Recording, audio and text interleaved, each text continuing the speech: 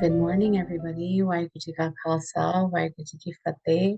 Thank you all for joining the 2025 Sikh Summit, Advocacy and Humanitarian Aid Academy, Day 5. Today, I want to do a couple of housekeeping things before we get started. Just a quick reminder for our participants who create some type of social media campaign on their own personal Instagrams, social medias, pages. We would want to remind you that we're having a $50 gift card giveaway. So I really highly encourage you. We'll put the link on in the chat momentarily. So if you would like to submit your social media there, we would love to do that, as well as we are going to be posting um, a suggestion form, a Google Doc. So during, the summit, as you get time, we really encourage you before the end of today's day that you try to fill out that form and give us a little feedback on how your experience has been so far. So without further ado, I would like to introduce Diana Thompson. Thank you so much for joining us today. Hey, thank you so much for having me. I'm honored to be here. Yay. So please tell us about yourself. Sure. So, I am an attorney at the Beckett Fund for Religious Liberty. And even though we have the word fund in our name, we're not a grant organization. We are a nonprofit law firm. We protect the free exercise of all faiths. As you know, we at the Beckett Fund, we like to say we've represented Anglicans to Zoroastrians, so A to Z. And my job is to litigate cases to protect the free exercise of religion across the country. And I've represented lots of religious groups in lots of contexts. But one of my favorite things that I've done is litigate cases that have ensured that Sikh service members have a place in the armed services in our country. And I'd love to talk more about all those cases. But before I get started, I want to zoom out and talk about why religious diversity is a founding principle of our country and why I've devoted my career to fighting not just for religious liberty to practice my own faith, but for people of all faiths to be able to pursue the religious beliefs that they are called to.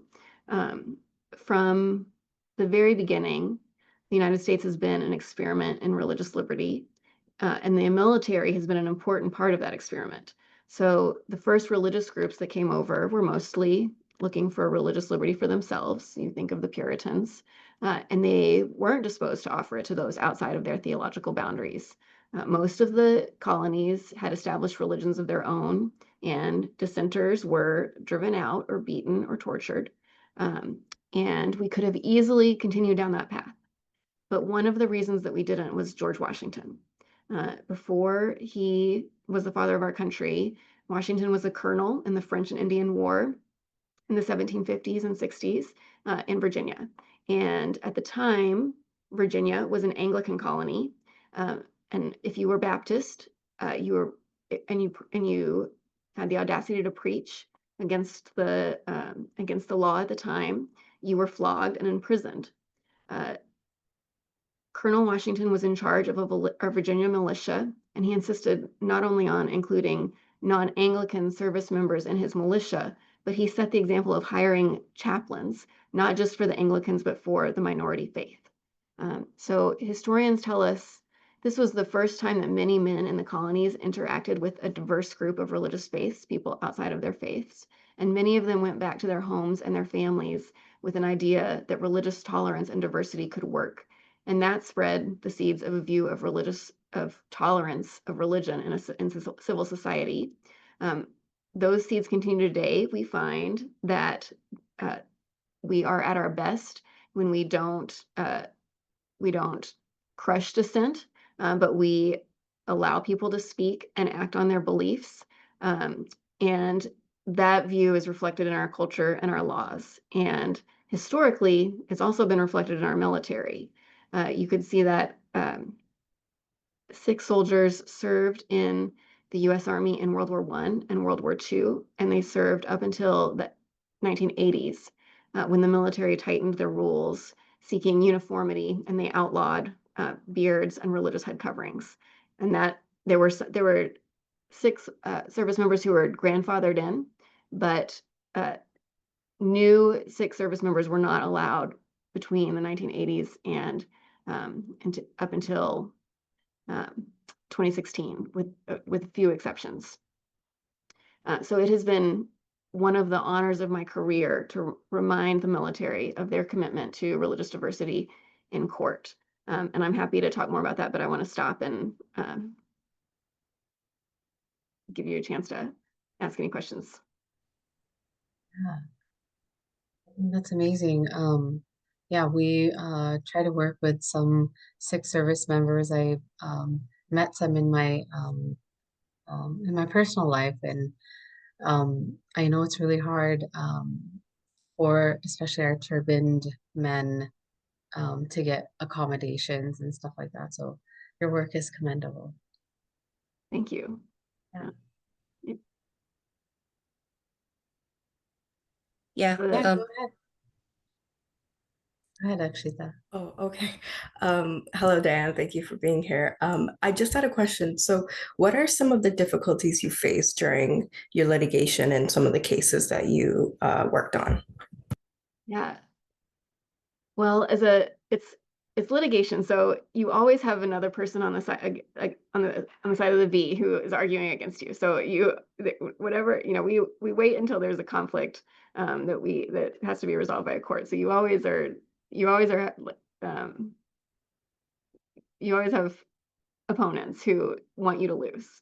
And I do think sometimes in the military cases we have people who are in the military who really want to, who like see that what we're doing is the right thing, and they really want to be able to grant these accommodations. And I think you get into the bureaucracy and you have trouble with that. And I think bureaucracy is one of the like easiest ways to lose religious liberty. Is people, like, you just have bureaucrats saying like, no, this is the way we're going to do it, and we're going to do it the same for everybody. But they don't notice that they're actually making exceptions for the people that they are comfortable with. They don't notice, like, oh, like, of course we're going to give exceptions to medical beards. So like there's a condition that many African American men have that causes problems with when they grow beards. It gives them scars on their face and makes shaving painful. And so they'll give an exception to allow you to grow a 1/4 inch beard for that. And so you have to ask the question, well, if you're going to give an exception for medical beards, correctly so, why can't you give that exception for religious beards? So I think bureaucracy is one of the big challenges. Yeah. Diana, as you've worked in several landmark cases, as I read your profile though, what do you think would be the most proven legal strategy across jurisdictions in your line of work? Sure. So I'd love to tell you about, the best legal strategy I know of is the best way to win a case is to bring a case under the Religious Freedom Restoration Act. And that is a law. There's, the Constitution provides a lot of protection, and that's something that our founders wanted. And there's a lot of case law explaining how the Free Exercise Clause works. But if you are dealing with the federal government, as you are with the military, the Religious Freedom Restoration Act is a law that provides arguably stronger protection than the Free Exercise Clause. It was passed in, I think it was 1994, unanimously in the House, and with a 97-3 vote in the Senate. So it had huge bipartisan support. It was signed into law by Bill Clinton. This was a time of a groundswell of religious liberty support. And it applies to all federal government action. So all branches of the military, any hiring decision that the federal government is making, so not just the military, but any federal agency, or any other interaction you have with the federal government. And so there's a lot there's a lot there. We call it RFRA, Religious Freedom Restoration Act. And it has two prongs. And it says the government shall not substantially burden a person's exercise of religion. And so if the government is saying, okay, you have to fill out this form and we'll give you, and like, we'll consider your accommodation, that's not a substantial burden. That's something that you can do to you have to tell them, like, yes, we have I need this exemption. These are my religious beliefs and this is what I need. But if they're saying you have to choose between a job, a career in the military and pursuing your sincere religious beliefs, that is a substantial burden. So if they're making you choose between your job and your beliefs, that's a substantial burden. And then the law says they can't do that unless they can prove that the application of the burden to the person is the least restrictive means of furthering a compelling interest. And if you know a lot of lawyers, that's a test called strict scrutiny. That is the most difficult test for the government to meet that is known to constitutional law. And sometimes the government can win under strict scrutiny, but it's really hard. So that's the best legal strategy. Other legal strategies, I would say, collaborating with other with good attorneys. We've worked with Sikh Coalition and with law firms that have supported the litigation, and that it matters a lot to make sure you're working with people who are sharp and who are committed, and it matters a lot to be able to tell your client's story, not just to the court, but also in the press. And those are things that we've tried to do in our work. Also, I'd like to follow up, just to get your opinion probably, or your advice, because we've noticed that in this batch of the summit, we have participants who are interested in taking up law. There are those who are currently enrolled in law schools, and what would you advise this young people who would later on would like to take on being lawyers for civil rights? So what would be the best advice that you can give to them? Sure. I think the advice that I wish that I had is if you are interested in pursuing law, then talk to lawyers, and feel free to reach out to me. I'm happy to talk to people who are interested in pursuing law school. Spend time with attorneys and look at what look at the work that they're doing and think about if that's something that you would want to do. My advice is, a lot of people may not want to go to law school, but I think don't go to law school if you don't want to practice law. It's expensive. But if you do want to practice law, if you love reading, go to the Supreme Court's website and read some of their decisions and see if you are see if that interests you, if you're interested in reading some of the decisions. I think the best way to prepare for law school is to work in an environment around lawyers. So in our firm, we have paralegals who are interested in going to law school. We have people in our communications department who are interested, in our government affairs department who are interested in going to law school. I think that's, if there's judges will, courts will often hire undergrad interns. I think those are great ways to discern if you're interested in law school.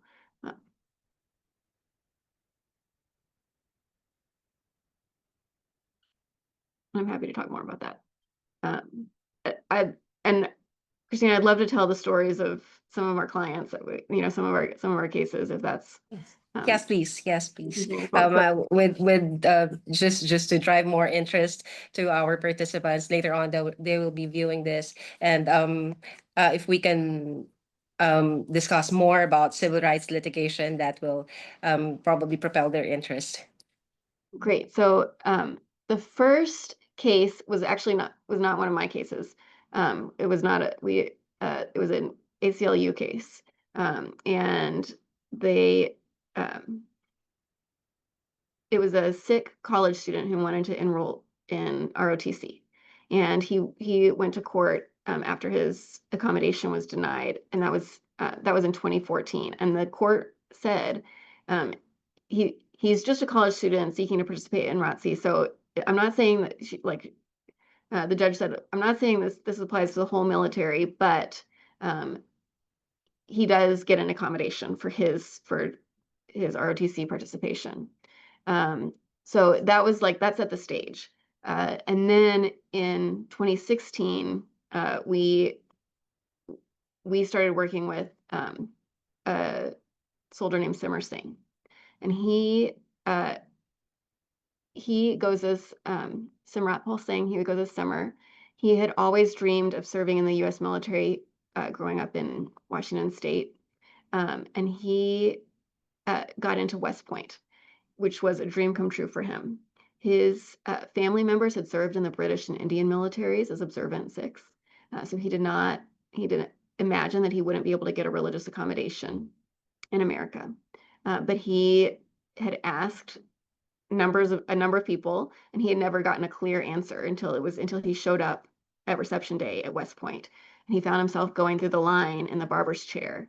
And he asked people, this is my religious belief, can I get an accommodation? And people would say, we'll look into it, but he never saw them again. So he found himself in the barber chair, and they told him, you have to shave or you have to go home. And he was forced to choose between his faith and his dream to serve his country. So he decided to allow the barber to cut his hair, and he vowed to himself that he would come back to his faith as soon as he could. And he spent 10 years working towards that day. He graduated from West Point with honors. He went through Ranger training. He was deployed to Afghanistan. He earned a Bronze Star. And when he came back from Afghanistan and went through a master's program. And at that point, he concluded that the time was right for an accommodation for his religious belief. He submitted his application while he was on vacation in an attempt to avoid litigation, and his superiors granted him a temporary accommodation to report to duty in his turban and beard. But he was told he would have a clear answer with the longer term accommodation. And the Army kept delaying. Just a month before they would have to give themselves another extension, they ordered him to appear for special gas mask testing and helmet testing that no other soldier had ever had to undergo. They gave him 4 days notice. And so the Army conducts routine gas mask tests that every soldier has to do. And he had taken one of those and passed it. So he was able to get the mask over his beard and have it work. But what the Army wanted him to do was much more. They were going to do gas mask tests over a series of several days at Aberdeen Testing Ground. He was in Virginia, and they were going to have to leave his post and travel there overnight and be subject to tests that no other soldier had been subjected to.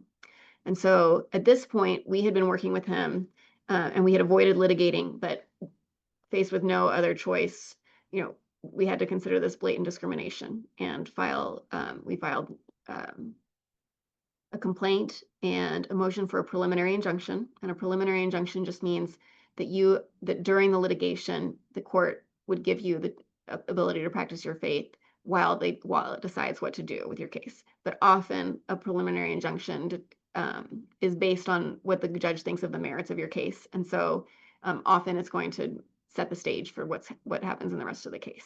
And we also, at that point, because we needed immediate relief within 4 days, we asked for a temporary restraining order, which is something that the judge can do right away.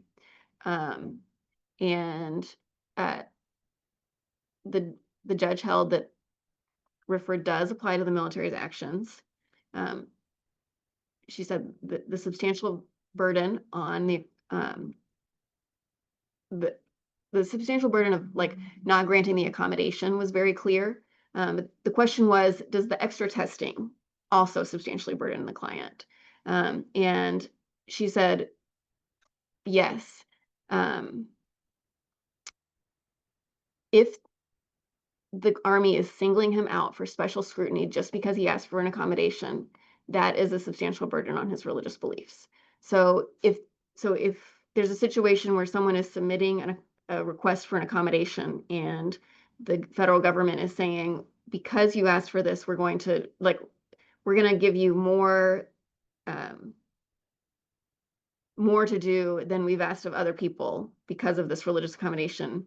We're gonna, you have to file more paperwork, or, I mean, paperwork might not be a great example, but we're going to subject you to a higher standard because you've got filed for a religious accommodation as opposed to a medical accommodation or some other kind of accommodation. That is also a substantial burden, even if you're not having to choose my job or my faith. You're being required to do something more. So because she said that this was a substantial burden, the Army had to meet strict scrutiny. So does it have a compelling interest in doing this testing? And if so, is it the least restrictive means of furthering that compelling interest? The existence, so when judges are trying to figure out, is the government's interest really compelling in what it's saying it needs to do? The existence of exemptions tends to show that it's not. That if it can allow an exception for one group, like medical beards, why can't it allow one for religious beards? Or if it's really so important to you that no one wear a head covering, do you allow an exception? Do you not allow an exception for other head coverings? So in this case, there were exemptions that the Army had granted. They had relaxed grooming standards to special forces soldiers who are deployed in war zones. So if you're deployed in a war zone, you can grow a beard. I mentioned the medical exemptions, and they also had soldiers who sometimes couldn't get a seal in their gas mask. And if that happened, the soldier would go through the hard to fit protocol. They would try to find a mask that would fit. They would try different masks. But the soldier's career in the Army wasn't threatened if they couldn't find one. And not to mention that the Army had accommodated Sikh soldiers up until the 1980s. So the court held that the Army did not have a good explanation for why it allowed these exceptions without additional testing. And she granted the temporary restraining order and prevented the Army from conducting the testing against Captain Singh. And so they went on to do official testing for across the board to see if they could find a way to accommodate Sikh soldiers. And my recollection is that Captain Singh then volunteered to participate. So it wasn't the testing that he objected to, but it was just being subjected to a higher standard that no one else was. And the Army did end up finding a way to accommodate, and they changed their policy in October 2016. And it said, it streamlined the process for an application. It allows soldiers to submit their accommodations once they receive them, to keep their accommodations unless the Army makes an evidence-based determination that the accommodation would harm their safety. So you don't have to reapply at each assignment each time the Army moves you. And the Army has continued to honor those accommodations. The Air Force also changed its policy after this. So we've had Sikh service members in the Air Force. The Navy and Marines also changed their policy to allow for more religious accommodations, but there have been problems with the Navy and the Marines. So we've got ongoing lawsuits against the Navy and the Marines. We've had some victories in those lawsuits. I'm aware of a handful of Sikh cadets that have graduated from West Point. So we had at one point we brought a lawsuit against West Point because they were saying You can attend West Point with your religious articles of faith intact, but for the special ceremonies, you have to wear the tar bucket hat, like the tall hat, and that was not going to work. So we sued, and before we like the morning that we were going to show up in court, they agreed to back down. So I wanted to jump in really quick for some of yeah, our participants who may not know what West Point is. Would you sure. clarify for them?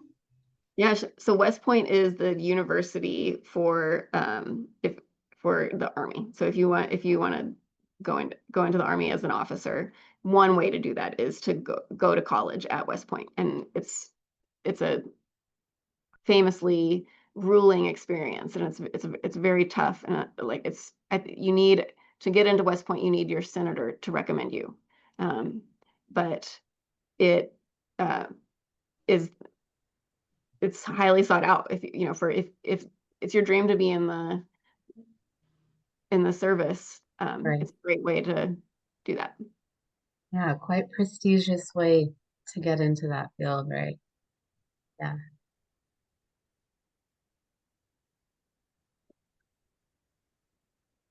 Does anybody here have any questions so far?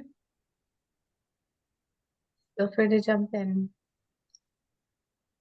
And I'm happy to talk about our Navy and Marine Corps cases. So the Marine Corps allowed religious accommodations for articles of faith, but they had two restrictions that are a problem. And one was that if you are in a position where that requires danger pay, you have to shave. And so the Army has an exception, like if there's a situation where they know that there's going to be chemical warfare, or you're going into a situation where like it's going to be life or death, whether or not your gas mask works, they may require you to shave. And all of our clients have been willing to say, yes, if it was a life or death situation, I would be happy to shave. So that's not a problem. But the Marine Corps widened that exception. So they said, basically, we think if you have a job where you're in a zone where we're paying you more because it's dangerous, we consider that to be imminent. And it's not imminent. It's like people have entire careers in places where they're getting danger pay, and they never see fire. Like they never like I think Poland is danger pay.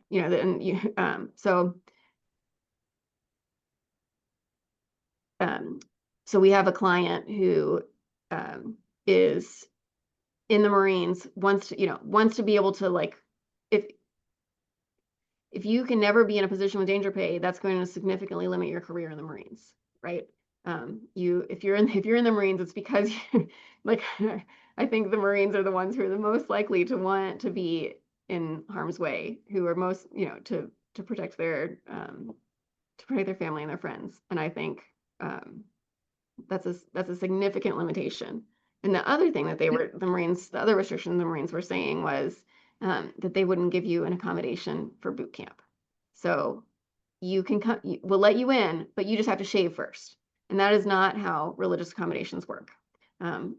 So that was the initial problem. So we had 3 clients who had applied for the Marines and had all but been accepted, but their accommodations had been delayed and delayed and delayed.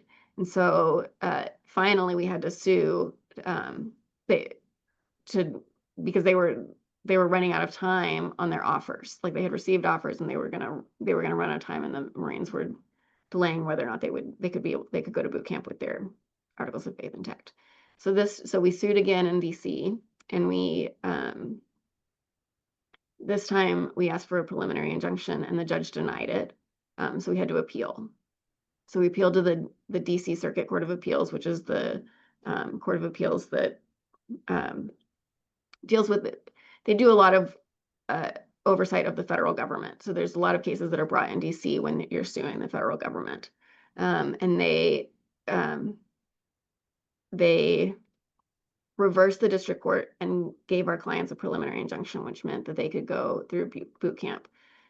So we've now, there've now been multiple Sikh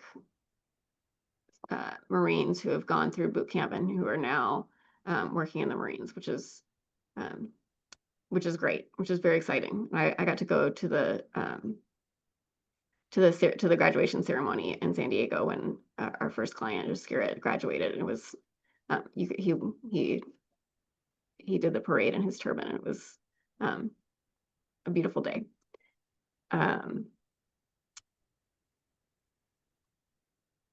But the lawsuit is continuing with regard to the danger pay question. So are you that's still out there, and we're what's the relevance of the danger pay? And is this in reference to the turban or the long hair, the beard? They've limited the accommodations for both, but I think it has more to do with the beard. And I think the reasoning is the excuse they give is the gas masks. They say if you are in a situation where you have danger pay, you're more likely to be exposed to chemical warfare, and then you'd have to and that's the case when you have to shave. But it's so be more exposed to chemical.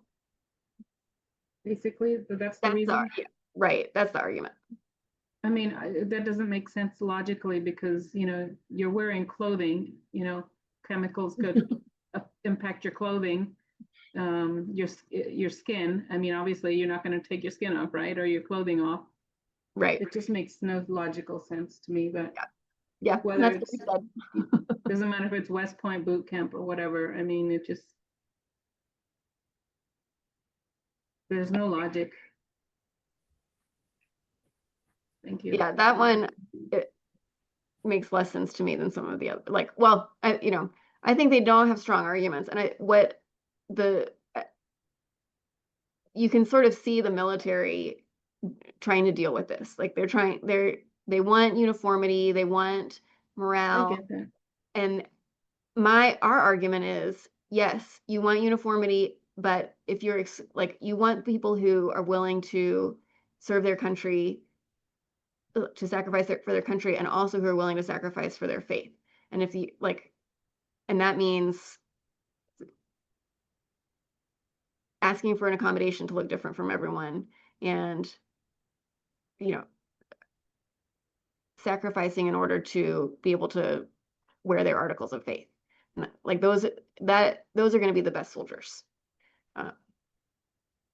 Do they have a better understanding of what Sikhism represents? I mean, do they know a little bit about the history of why Sikhism came about as a religion, and the fact that it was during the times of oppression and persecution and trying to convert faith, people of other faiths to Islam, and to,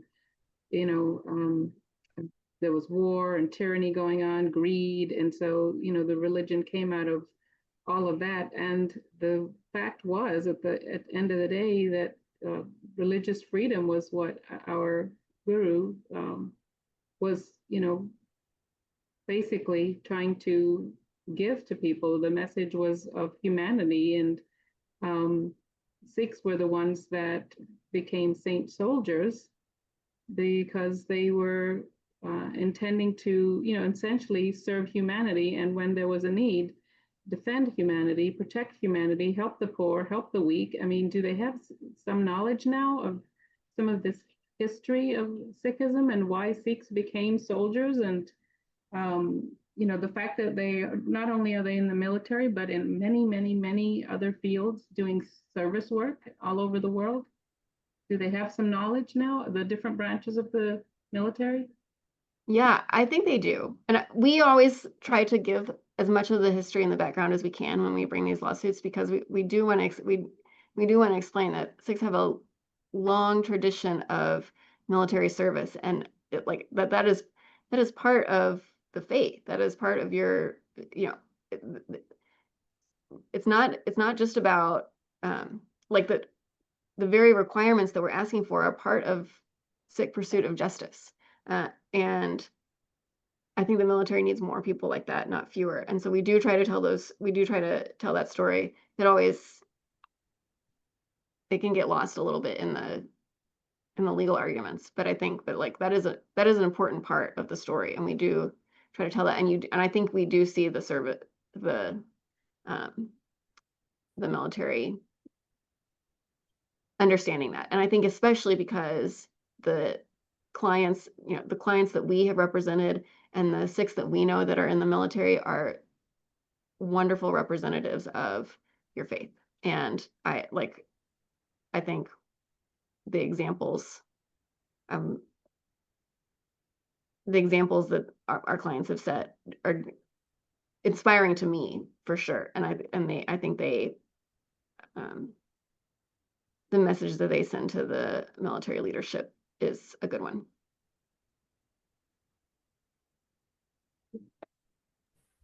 Yeah, if I can add on, pertaining to the gas mask situation, even in the Canadian Armed Forces, like although CEF Sikh soldiers were able to wear a turban since 1986, because that's when the ban was lifted on turbans, it's still the issue with the gas masks today. Like Sikh soldiers in the CEF, they're like, I have to do external testing and stuff like that. So it's always the gas mask. I don't know what it is. Like I think they should be able to develop, if it is the issue of security and if it is the issue of logistics, and they should be able to develop new ways or sort of modify it a little bit.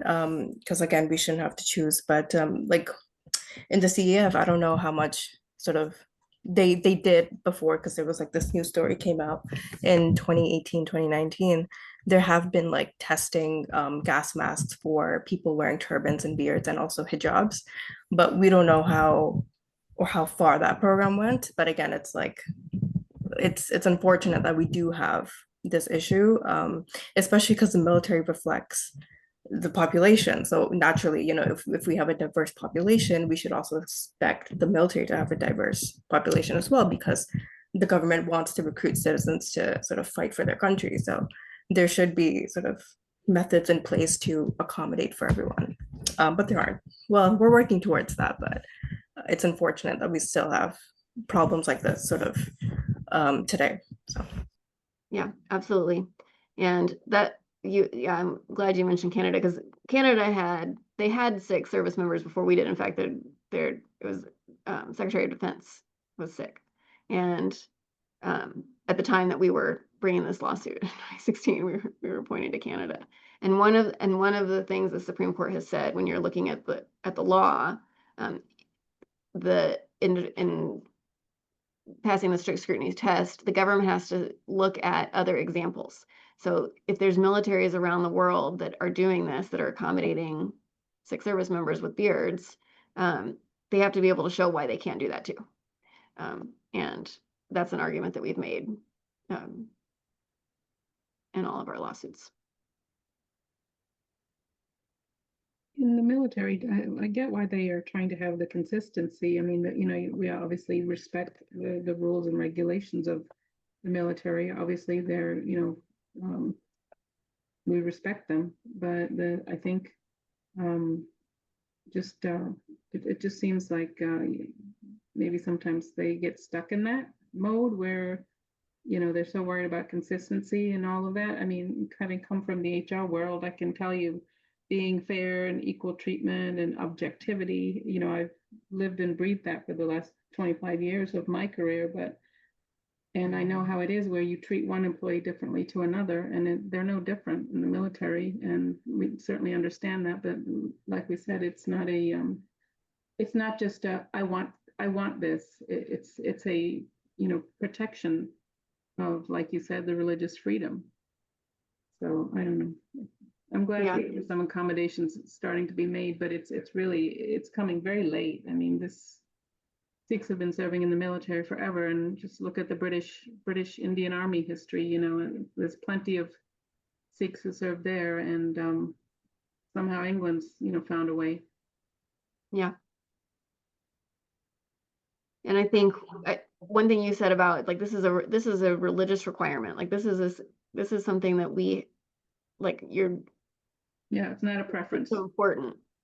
And I think that's important for courts to know. And I think like one of the things that you have to prove under RFRA is that you are sincere. And that one reason that I like personally have been inspired by the Sikhs that I have worked with is their sincerity towards their faith. And I think it's important. I like one of the, I think there's people in the military who don't like the accommodations because then you get a lot of insincere requests. But I think it's important when you have religious accommodations, you do have to weed out the insincere requests.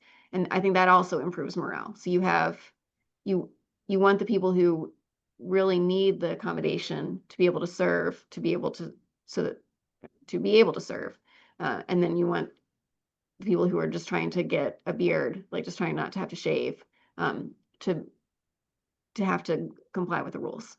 And that's how, I think that's the best way to enforce the law, and it's the best way to, promote morale. And so when we talk with chaplains, we say like, it's important to this is not about letting everyone wear a beard. This is about letting people who need to be able to do this to honor their faith, to be who have to choose between serving God and serving country, to be able to serve their country. And it's not about letting everyone who doesn't feel like shaving get a beard. I know it's probably hard to understand it for the average person, and even just other military recruits and so forth. But I don't think somebody would stand and fight so hard if it wasn't, that important. This is not something they're just wanting, But anyway, Yeah. Thank you. Mm-hmm. Yeah. And I'd like also to comment on what you've just said. By the way, I am a lawyer from the Philippines. I'm with the United Sikhs with the Legal and Communications team. And I started as a human rights lawyer for the United Sikhs. But as we went along, what really inspired me, and I think one of the things that I respect and I do admire with United States is that when you said their sincerity towards their faith, and I totally agree with that. It's actually admirable that how really they hold on to their faith. And just a bit of a sharing. This past days in the summit, I've learned more about the faith, and it's really very inspiring, and I respect my colleagues more and the community even more with the things that I've been learning with this summit. And Bhupinder, you want to say something? That's really, really sweet. I'm so glad. And I think that's kind of the purpose, you know, um, not only for this summit as well, but for as, our faith as a whole is to, bring awareness to what we all stand for, what our beliefs are, and how we can all live together harmoniously, like that pretty much the whole purpose. But those are such kind words. And on behalf of my three sons who all wear turbans, you know, thank you. Not only you, Christina, but also you, Diana, and obviously everyone here. But you know, um, slowly it's getting normalized. Like people are seeing us more. We're being recognized. And um, I don't know if you were able to see the United Six Instagram page. A post posted a gentleman from the Texas floods, and they were doing distributing the food to some of the people who were affected by the floods. And one gentleman came up to one of the volunteers, and he's like, "Hey, I just wanted to come up to you and, say thank you. I had a friend who was a Sikh, and he told me if I ever was lost anywhere in the world, find a Sikh." And I was like, like Yes, so we have this very high expectation, but I think that's what's all rooted in our hearts, you know.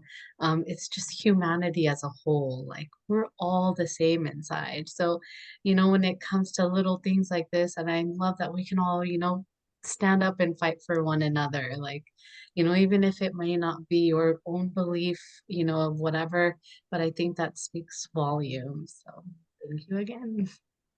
Thank you. This is, yeah, one of my favorite things about my job is to work for clients who are willing to stand up to the government for what they believe. That is just, it is hard to do and it is inspiring. And I think that's that makes communities better. And I agree with you.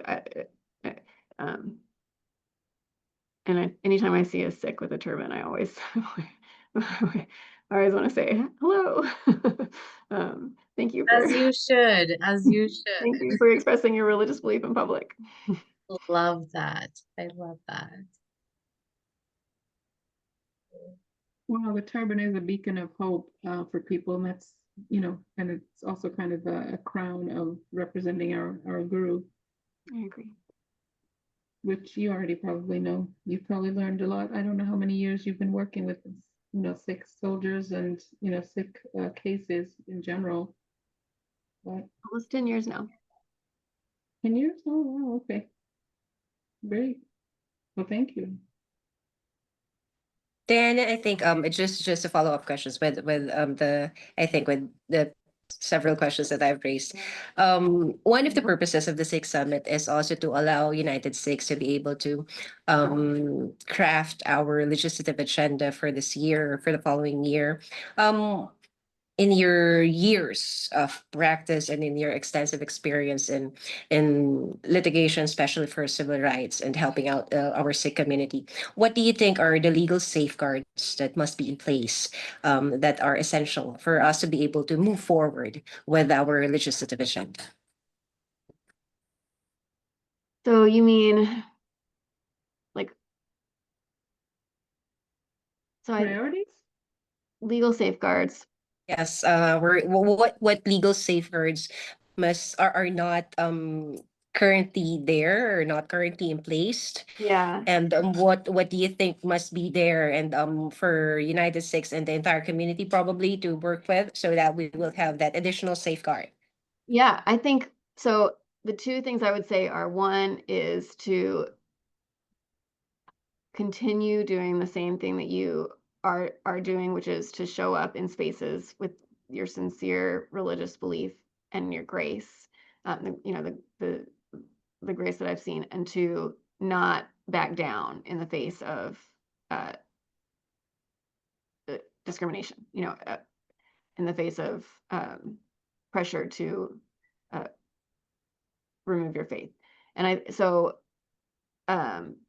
far as, you know, the things that I want to see from the legal sphere in, you know, in the coming years, I would love,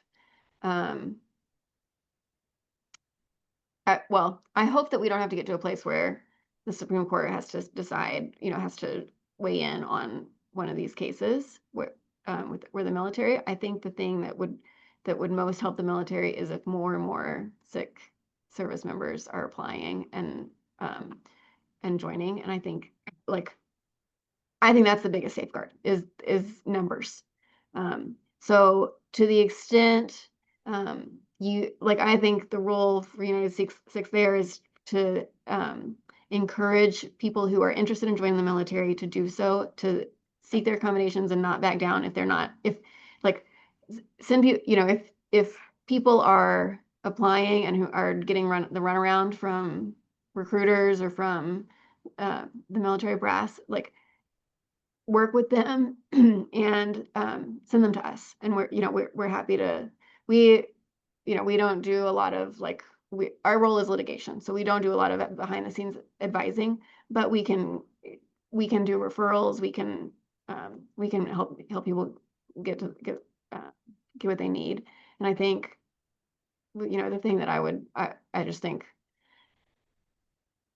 the more I would love to see as many, I would to see like the numbers in the military represent the numbers of the population of Sikhs and other, you know, other groups as well. But I think I would love for our military to reflect the diversity of our country.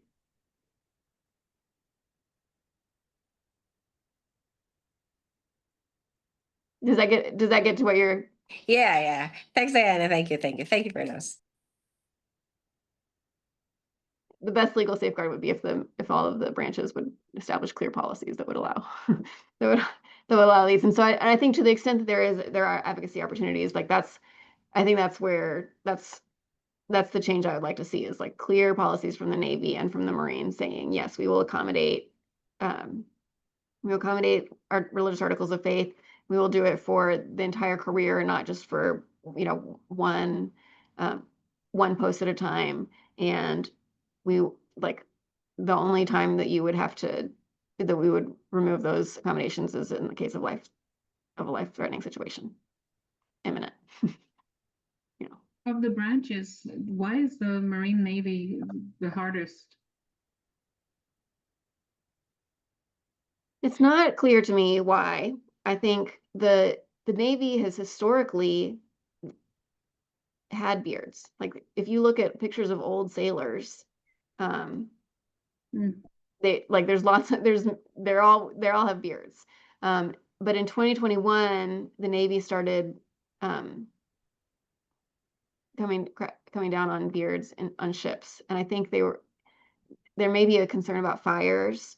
But we've had lots of, so this case, you know, our Navy case, we actually represent Muslims and Jews, and we don't have a Sikh client in the Navy case at the moment, but they had lots of, like, everyone on their ship were wearing beards to boost morale, or for, you know, you could just buy a chit, which like you could just pay, like it would just come out of your, I think it'd come out of your paycheck, and you could wear the beard for morale. And they started cutting down on all of those.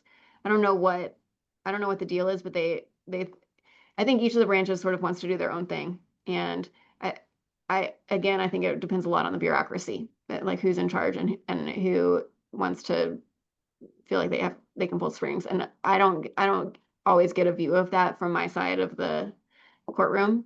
But I think like I think for the branches to do the right thing, they need people who are willing to do the right thing, who are in the right place, who are willing to make the sacrifice and stand up for religious diversity.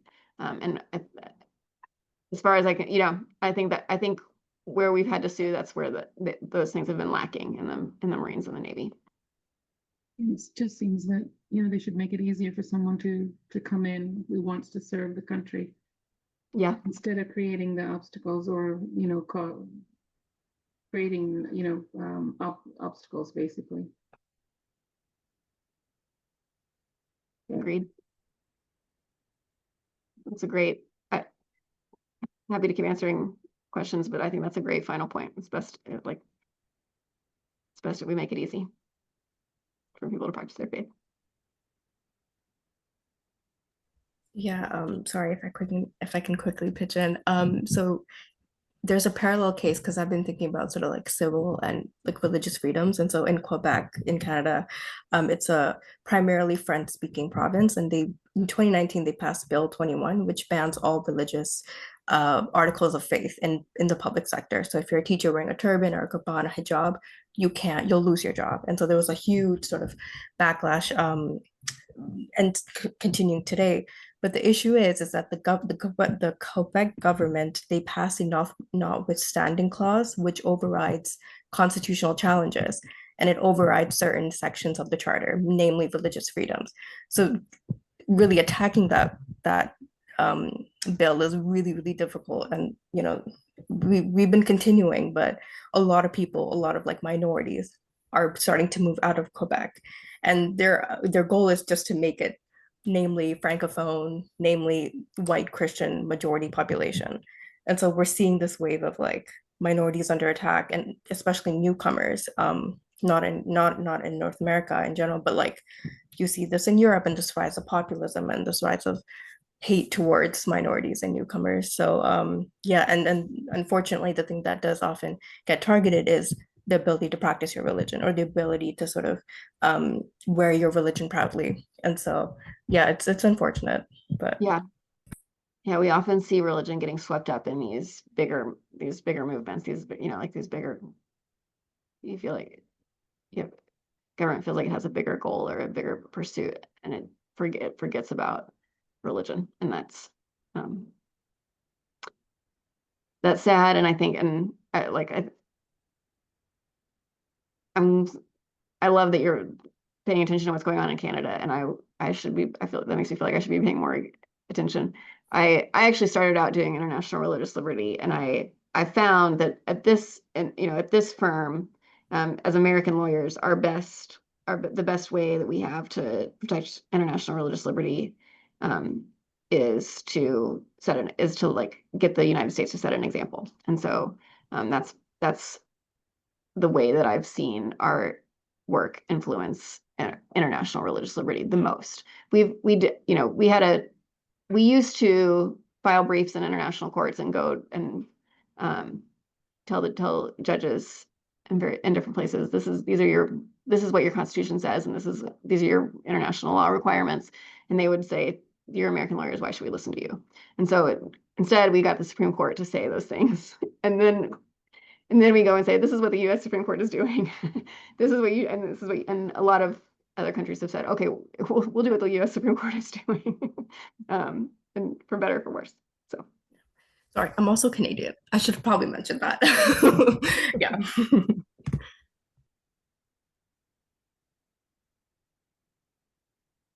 Thank you Yes. so much. Yeah, go ahead. Okay, go Actually, ahead, Bapender. no, go ahead. Yeah, I was just about to ask her because in the last couple of days we have had lady lawyers also who are our guest speakers, and one of our colleagues asked if what inspired them to do the work that they're doing, as especially from the point of view of a lady lawyer, and some sort of to empower women also who are with us. If you can share a bit of your what's your take on this, if you can share some points. So yeah, when I was a kid, I guess people would say like, oh, you should be a lawyer, because I would argue. And I think and I, when I was in high school, I read John Grisham novels, and I was like, oh, I don't want to be a lawyer because I don't want to work that hard. And then I went to college, and I realized, oh, like whatever I do, I'm going to work hard. Whatever I care about, I'm going to be putting my hours toward it. So I may as well be able to do something where I can help people. And so that was my goal in going to law school, was to find a way to make the world a better place. Like I had lots of lofty goals, and I wanted to be able to help people. And I think that is a great reason to go to law school. I think if you do want to do that, you should make sure that you want to help people by litigating. And I do think like it can be hard to find, like I feel very lucky to have found a job at a nonprofit, and get to do the work I do.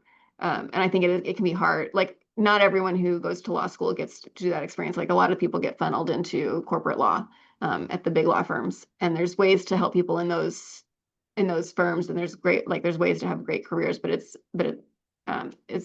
good to go in with eyes open. But I'm grateful to be doing what I'm doing.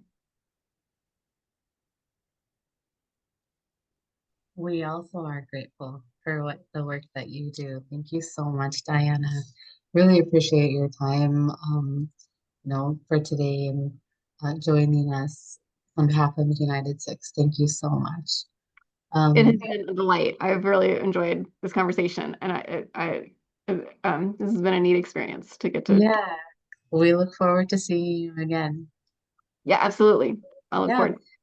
If you don't mind, would it be okay if you entered in your chat your details, and if anyone would like to get in contact with you, any advice or some, that would be really lovely. Yeah, that's my email address. Great. Thank Thank you so much. We appreciate it. So while we wait for our next speaker, I would suggest a 5-minute little break, and then we will continue in just five. Take a little stretch break, refill your coffee, and we'll see you in five. Bye, Regina. Thank you.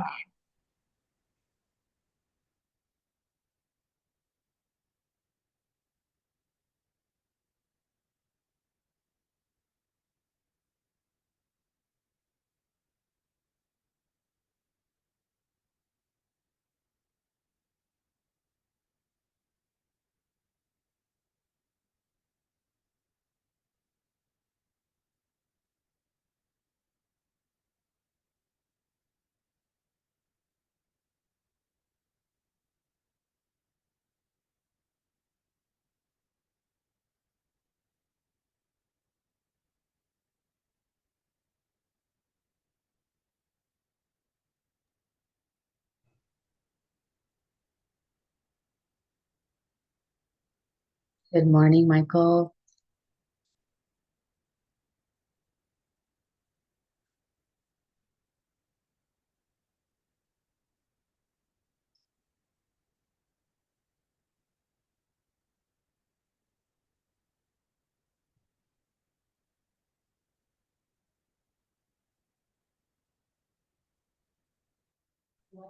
That might help. Can you hear me now?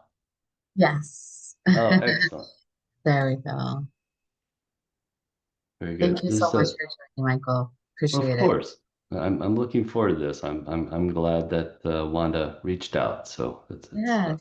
this is great. Yes. Does the video and everything go okay? Yes, looks great. Okay. Sounds great too.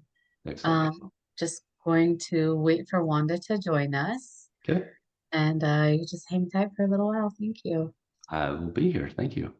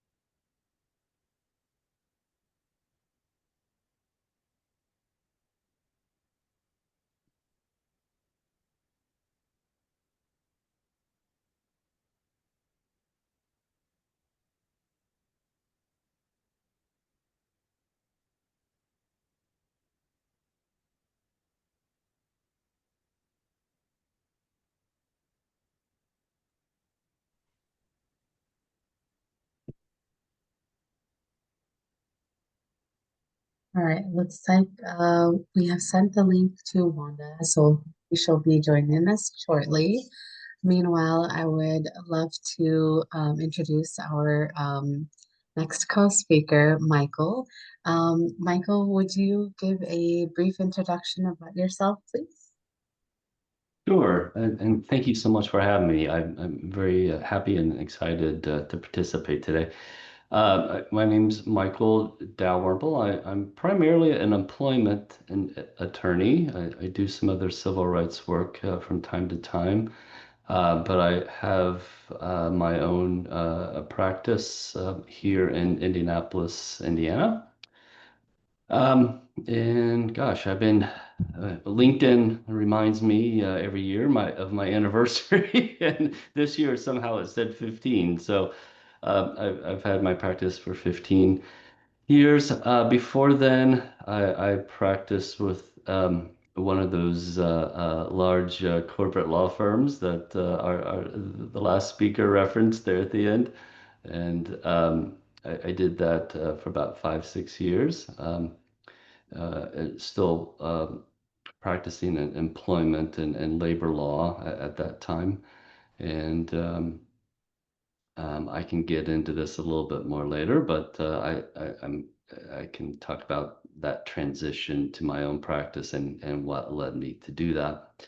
And prior to that, I clerked for a judge, and then that was immediately after law school. So that's what I do these days. I do a lot of discrimination work in the employment context, educational context, some higher education work, and I most days I love it. So hopefully I can share some of those experiences and talk today about some of the procedures you might go through if you are experiencing discrimination at the workplace. I think we'd love to hear about that. Especially obviously knowing the physical appearance of a Sikh, whether it be their turban, even wearing a kada, obviously the kirpan, which I know Wanda said that you guys would be speaking about today. There are a lot of challenges, especially, with the ignorance, a lot of people just don't know who Sikhs are and what our identity, um, constitutes. And I'd love for you to speak on that. Thank you.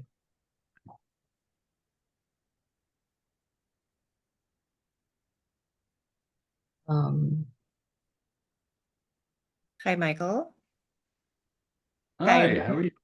Hello, I'm Christina. I know you've been helping Wanda and the United Six and most of our legal work, I believe. If you can maybe share some of the cases or some of the experiences that you would like our participants to hear, probably, and how this cases, if they went well, what are the challenges, and what would you advise our participants, especially probably on procedures. Sure, sure. Well, yeah, absolutely happy to. So, as I wanted to just comment while it's in my mind, or else it'll go away.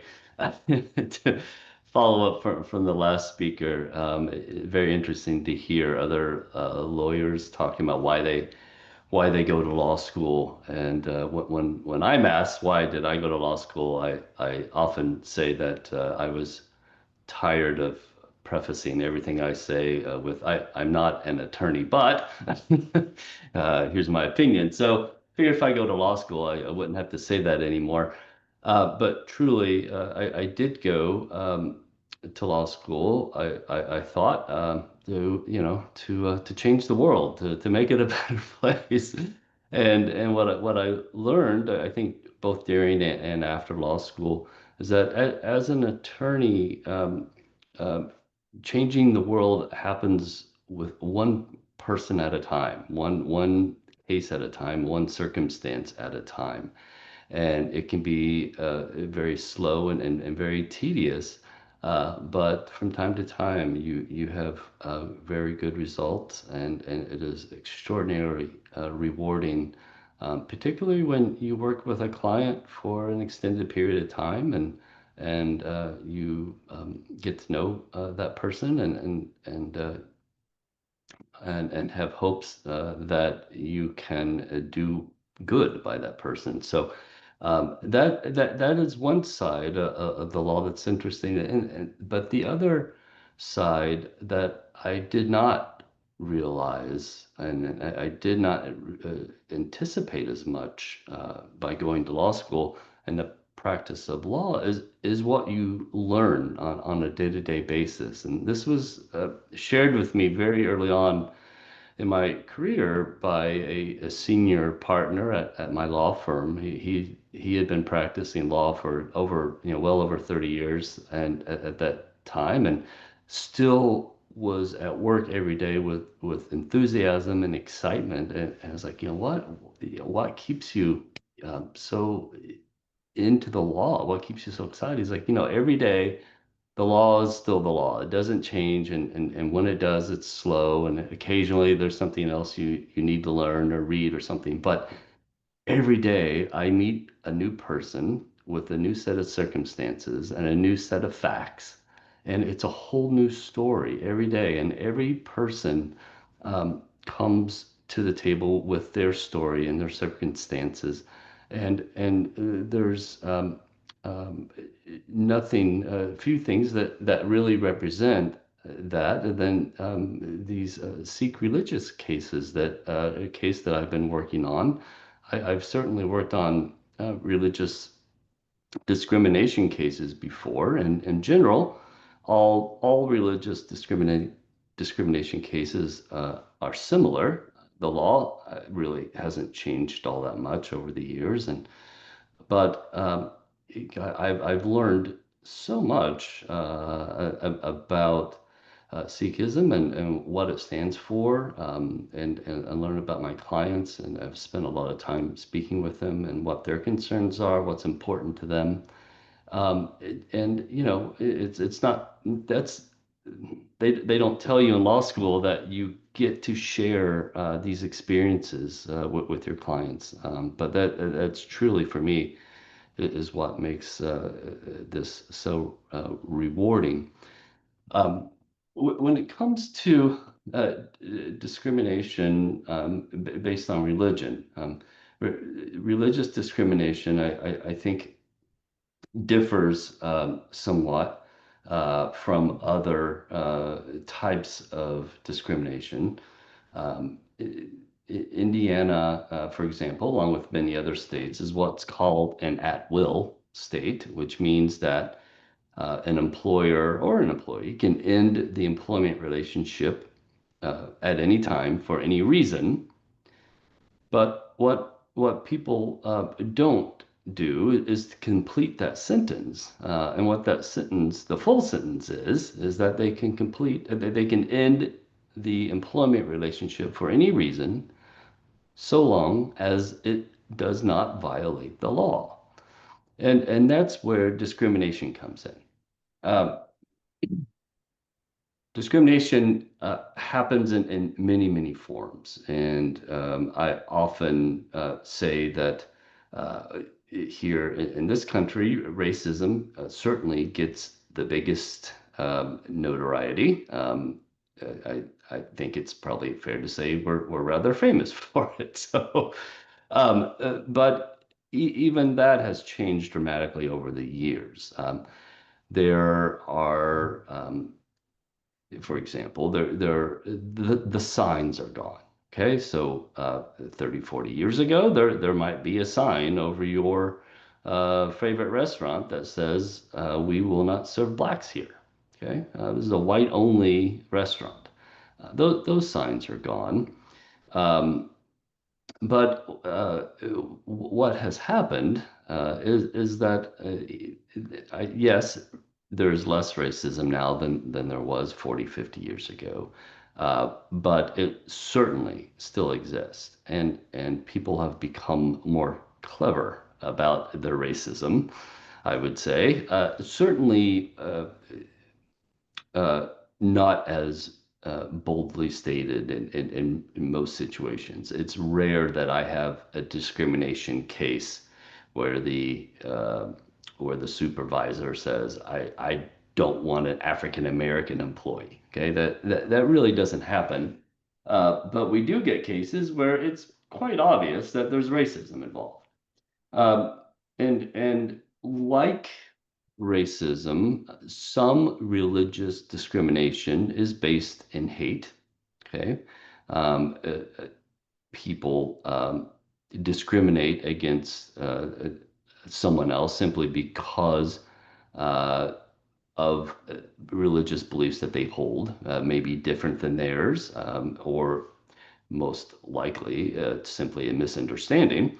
But there is an element of hate to a lot of discrimination including religious discrimination. But there's, I think, just as important, an element of misunderstanding or a lack of knowledge, and a lack of experience. So in this country, well, in Indiana, for example, the countryside of Indiana, more rural areas, I suspect you could interview 100 people, and maybe one out of that 100 has ever met someone who practices Sikhism. And you interview the right 100 people, and you might not find anyone who's heard of it. So that is a very different experience than in the larger urban areas. New York, there's the plurality, the multiculturalism is more obvious, but it's that lack of understanding. So when someone here is applying for a job, or working for a job and working for a company, and they learn that that they practice Sikhism, then gosh, that first question is, well, what is that? And that happens quite a bit. And it's hard sometimes to know how to take those initial questions. Is it out of curiosity, or is it more out of fear?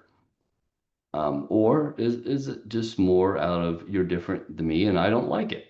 And all those are present, typically, I found. And so specifically, for discrimination cases that involve Sikhism, the articles of faith become a primary issue. And the Kirpan has sort of drawn probably the most attention, simply because of what it is. And so that's sort of the end game, but let's talk about what it means to discriminate, because religious discrimination has really two parts. And the one I've been talking about, and that is simply treating someone differently because of their religion, okay? Or not allowing or not granting someone the same benefits, wages, hours, overtime, because of their religion, okay? If there are 20 people on a work shift, and 18 of them are regularly granted overtime or are paid more than the two individuals who are of a different religion, whether it's Sikhism or something else, that's probably discrimination, okay? And that is one part of religious discrimination. The other part of, and it's really a separate claim, is the failure to accommodate a religious belief. And this is where the articles of faith come in, specifically for Sikhism, but it certainly isn't unique to Sikhism. The most traditional way to think of the accommodation claim for religious discrimination is the religious holidays. Okay, so in this country, because Christianity is still the predominant religion, it's common for companies to have Christmas off, or Easter off, or holidays such as, and no one Good Friday off, okay, and no one questions these things, like, oh yeah, I have Good Friday off. Well, everyone gets Good Friday off, right? Well, no, not everyone does, and not everyone celebrates Good Friday or Christmas or Easter. So, but it's commonplace. And when someone who practices a different religion, who does not include those holidays, but have different holidays, when they ask for those holidays off and not granted, then now we are treating two religions differently. And not only is that discrimination, but it's not accommodating the religious practices. So historically, um, um, uh, employees who are Jewish would ask off for particular, Hebrew holidays, and that has been litigated and fought over, and I think these days it's mostly accepted that those are accommodations that are appropriate and given rather freely. So that's probably the easiest way of thinking of a religious accommodation. The Articles of Faith present very interesting and unique challenges to the law because it's not just asking for a day off to um, celebrate a particular recognize religious holidays. It is allowing a different dress code, for example. Here in Indiana, there's a rather famous case that was litigated, which I was not involved with, but it was in a factory setting where a woman's dress was presenting safety issues with the machinery, and that was the argument of the case. That was the primary issue, to where the company had it had a legitimate concern that the woman's dress could or her clothing could present a safety issue while working very closely with somewhat dangerous machinery. Now, we can certainly talk about and debate whether or not the employee itself was probably aware of that and could take appropriate precautions. And the answer or the solution to that issue was not preventing her from working. But that being said, that was the legal argument, and those arguments are present.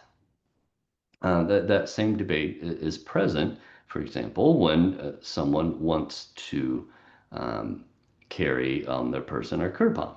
So I think the issue, the legal argument is really no different. Okay, my religion says that I must carry this at all times on my person. Simple enough. And that really should not be an issue in most situations. Where it becomes an issue is if an employer sees sees the kirpan as a safety issue.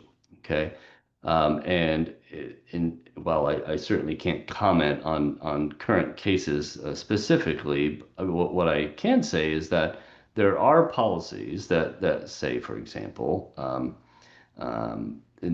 no, we don't allow anything that resembles a weapon in the workplace. Okay, all right, fine. Well, that's the policy, and there's reasons to have those policies in place.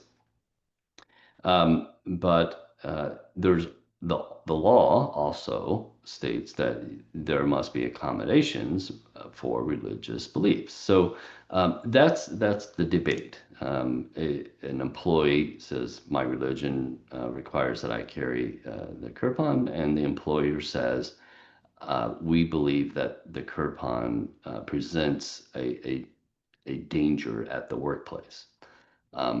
That's sort of the philosophical debate.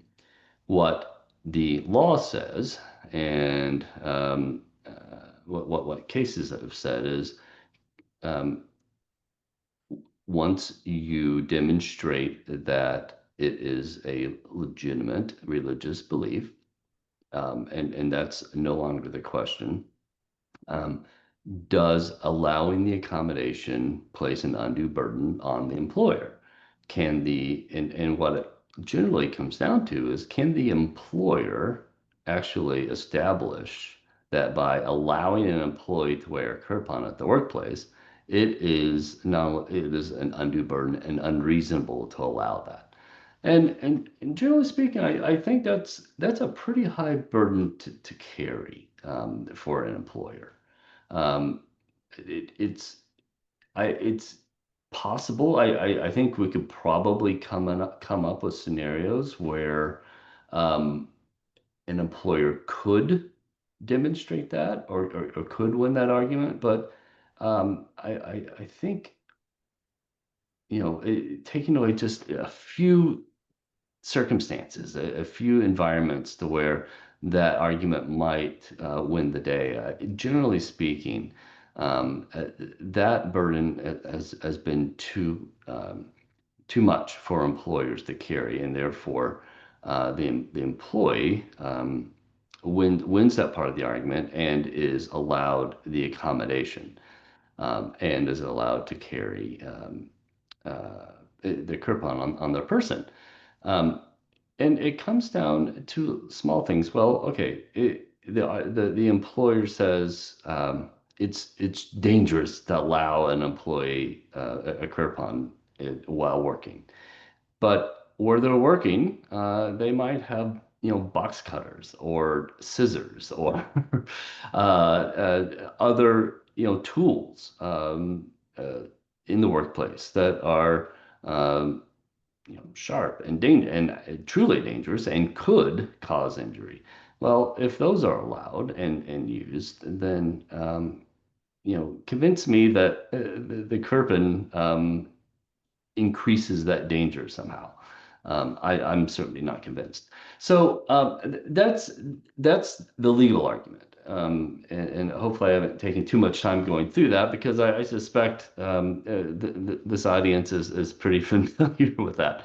But what I want to focus on, if this is okay, then, is what happens. What do you do when you apply for a job and you state, either on the application or into interview or whatever the case may be, I will need to carry my kirpan at the workplace. Or if you're working somewhere and as you would do, you just have your kirpan, you never thought it was an issue, and someone somehow they learn about it, and then it becomes an issue.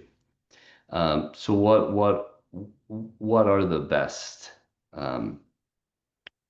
ways forward to deal with an employer who is not as understanding as they should be?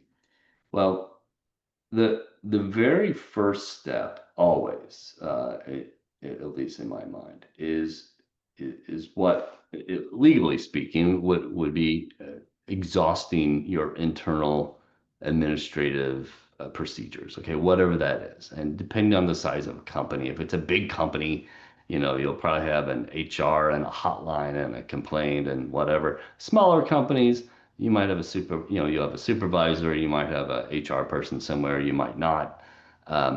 But there's someone you can talk to, you can report it to. And if, for example, it's your supervisor who's saying, hey, you can't wear the kirpan here, that's dangerous, then you need to go to a manager, someone higher up in the chain, hopefully someone who is responsible for HR issues. Now, when you speak to an HR, human resources, when you speak to a human resources person, you should be prepared and sort of have your facts in mind and ready, ready to explain the situation and what exactly has happened. But you also need to keep in mind that that HR person is not there to help you. Okay, that's not their job. They don't represent you. They don't. Their job is not to argue your case. Now, that person might be very good at what they do, and they might actually help you, and they might take on your case and say, we're going to fix this. Okay. And that's great. And that's what they should be doing. But that person, that HR representative, represents the company, not you. And I speak with people all the time, and they're like, well, I went to HR and they heard my story, and they did absolutely nothing, and they actually made it worse. And I'm like, well, that happens, and it's because HR is there in large part to protect the company. One of their primary purposes is to make sure that the company does not violate and the anti-discrimination laws, to make sure they are compliant, to make sure that they do all the right training, and to try to resolve these issues. But it is not their job to say, hey, we have an employee here who wants to wear the articles of faith, and they need protection. They need representation within the company. That's really not what they do. So again, some HR people do take on that role a little more seriously, and are truly helpful, and that's great when that happens. But do not think that simply because you go to HR that they are going to champion your case and argue for you. Nevertheless, you do need to do that. You need to make sure your concerns are registered with the right people. If there is a internal complaint process, and if the sort of casual conversations or the reports to supervisor or manager, you're not getting any luck, no one's helping, they're threatening to cut your hours or not let you work or terminate your employment, there might be an internal complaint process. So that's probably the next step you need to do. File a complaint internally. Not all companies have that, but if they do, take advantage. Allow someone higher up in the company to take another look at this. Sometimes, if a company has facilities throughout the country, the one here in Indiana might be doing a great job. The one in Oklahoma might not be doing a great job. So let someone who has a better understanding of the law look at the issue and sort of give some guidance to the employees, or require them that facility, for example, to follow the law and to allow the accommodation. Sometimes that doesn't work either. and these complaints either are reviewed by, let's say, the head of human resources, or maybe the legal department. And even then, sometimes a company will not appropriately accommodate a religious belief. When that happens, then it's time to start looking externally, so outside of the company. And usually that is to government, or to support groups, or wherever you turn. But it will probably result in some sort of legal process. Now, a legal process doesn't have to be a big federal court case that goes in front of a judge and all this stuff. It can start very simple, and for religious accommodation cases, you typically have two, sometimes three options. For the federal government, we have the EEOC, which is the Equal Employment Opportunity Commission. That is the federal agency that investigates and enforces the anti-discrimination laws, including the anti-discrimination for religion. That's the federal version. Every state also has some version of an anti-discrimination agency. In Indiana, for example, it's called the Indiana Civil Rights Commission. So each state will have some form of that, a civil rights commission. They usually have working agreements with the federal EEOC. So sometimes they'll both be involved, or if you file at one, it'll be referred to the other agency. Sometimes, in most cases, actually, the state law mirrors the federal law. So your protections under state law are, for the most part, the same as your protections under federal law. That's not always the case. Some states provide more protections, but they cannot provide less. So if the federal law says they must do 1, 2, 3, and the state law says you must do 1 and 2 only, the employer still has to do 1, 2, and 3. So that's sort of the way that works. But there are some states that provide additional protections or additional procedures, or differently. They might allow for mediation or arbitration of cases, or they might cover more employers than the federal law. That is one limitation of the federal law, is that the anti-discrimination statute only covers employers with more than 15 employees. So if you work for a company that has less than 15 employers, you will likely have to pursue any claim under state law. A lot of the state laws protect smaller or cover smaller employees, but not all. That really does depend state to state. In addition to the state Civil Rights Commission, some cities also have their own, and it might be called Civil Rights Commission or Human Rights Agency or Commission, or they all have different names. But I would say the majority of larger cities will have some sort of agency that will receive complaints and will investigate and try to enforce violations of try to remedy violations.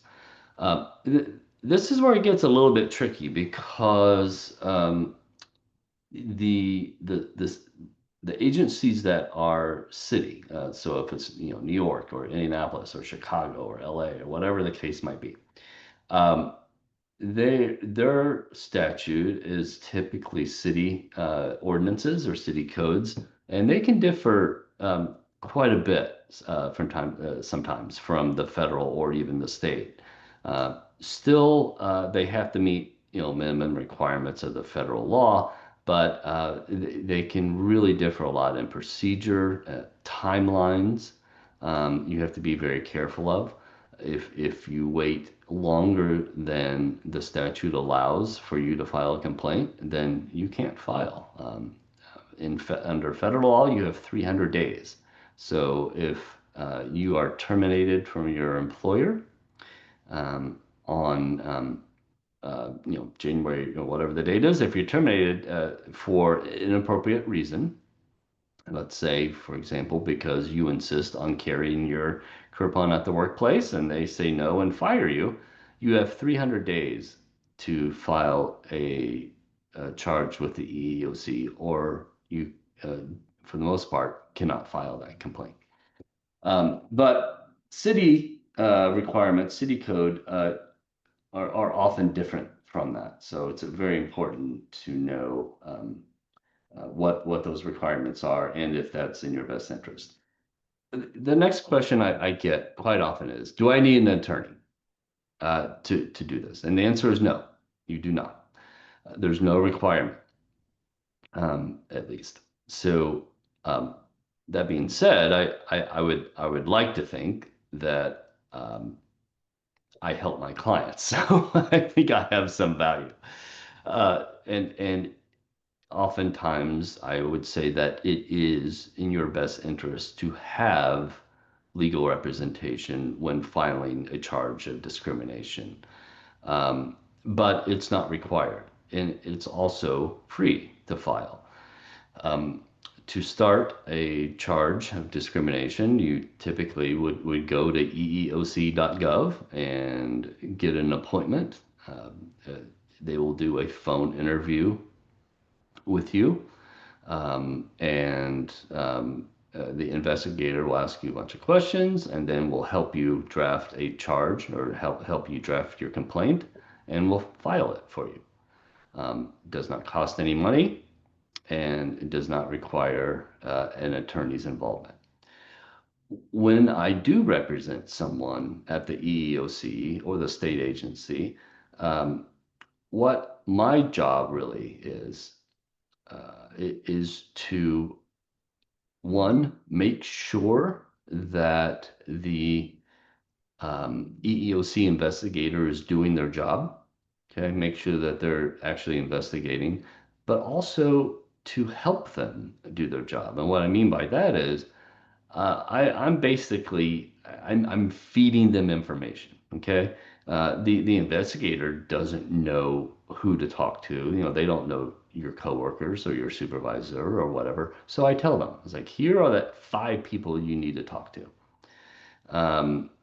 Here's the policy that the company has, and I make sure that they have all of the information they need.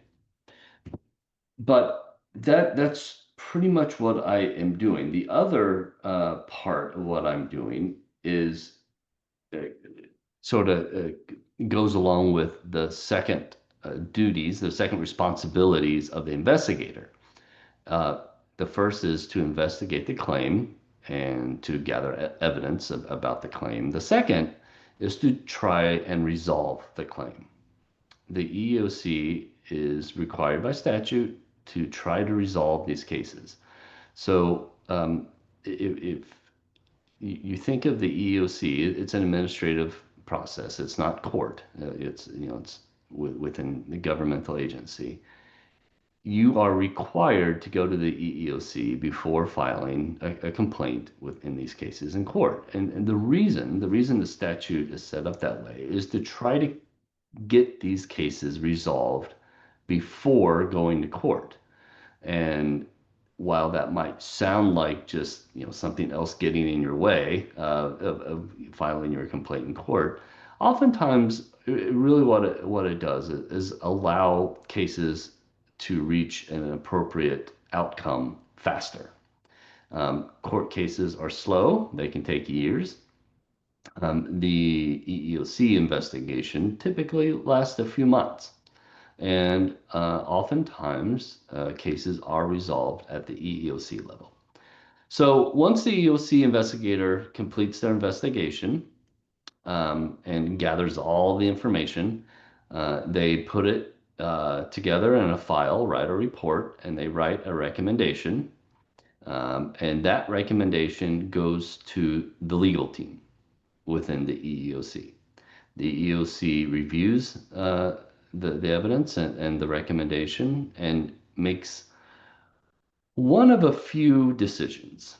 The most favorable and the best decision that can happen is that first they find cause that there was discrimination, or that there was a lack of an accommodation that the company failed to accommodate. They find cause, which means there's sufficient evidence to think that the violation occurred. And they decide to represent you. Now, this happens in about almost not even 1% of cases. Okay, so don't plan on it. And in fact, I've been doing employment law for 20 some years now, and I've only worked on cases where the EEOC represented my client maybe 4 or 5 times. So it's rare. The reason why it's so rare is they get thousands and thousands of charges every year. And here in Indianapolis, I think there are still only four, although that might be changing, four attorneys in the Indianapolis office. And the Indianapolis office oversees all of Indiana, Michigan, I believe parts of Ohio and Kentucky. It's a huge area, millions of people. And there are four attorneys, and one of those attorneys would have to represent you. But if they do, if they decide to take your case, you get not only free legal representation, but you get free representation by a federal attorney who knows what they're doing. This is what they do, for a living, and they have, the resources of the federal government.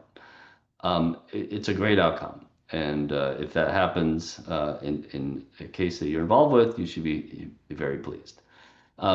They can also find cause, the legal team can find cause, but not represent you. And that happens with very strong cases. With the vast majority of cases, what happens is the EEOC decides to do nothing. Okay. And that's pretty much it. What they review your case, they say, we're not going to rule on it, but you have now satisfied your administrative procedure. And because there's no resolution to the case that has not been settled, here is a document that's called a right to sue letter. And it is exactly what it says it is. You can take this letter and may now go and file a complaint in federal court. And in fact, you have 90 days to do that. So once you receive a right to sue letter, you must file a complaint within 90 days or the case is done. During that 90 days is another wonderful opportunity to try to resolve the case, to try to work out an agreement. And it is at this stage that if you do not have legal representation at this point yet, I think that you are probably doing yourself a disservice not to have legal representation from this point on. I think it's the best time to hire an attorney is right before you file an EEOC charge. But if you choose not to, for whatever reason at that point, I think once you receive a right to sue letter, it is very important to have an attorney. During that 90 days, a lot of conversation can take place between your attorney and the employer, the employer's attorney.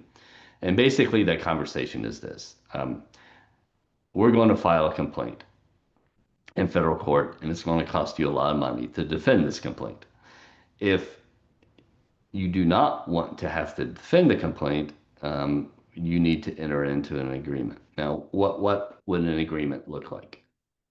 Well, the question I obviously am asked probably most often is, how much money can I get? Well, I'll tell you right now that these are not lottery cases, all right? This is not a slip and fall case where you sustain an injury and you get millions of dollars. It is not intended to be that way. And I tell my clients all the times, like, I think you have a great case. Unfortunately, we're not going to retire off of this case, but even if we're successful. The purpose of the statute when it comes to damages really is to compensate you for any damages experienced caused directly by the discrimination. So the most obvious one is a loss of job.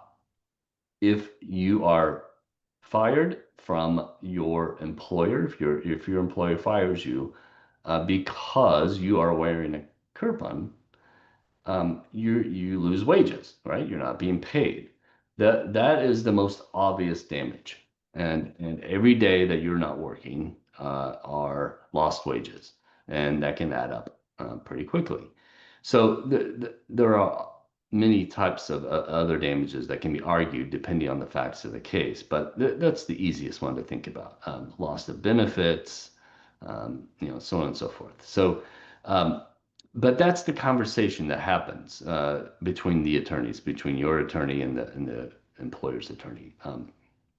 How strong is your claim, and what my job is as an attorney during these 90 days is to convince the employer that they cannot be successful defending your complaint. And if I can do that, then in most cases, that case will settle at that point. It will resolve. And sometimes I have clients who feel like, that they're giving up. Should I just file a complaint, even if I'm getting a good result? And there are reasons to go forward with a complaint, but that's a very individualized decision. What my job is to secure the best outcome I possibly can for my client, whether that's filing a complaint or not. I will tell you this for sure. Filing a complaint generally benefits the attorneys. Okay, the attorneys are going to get paid.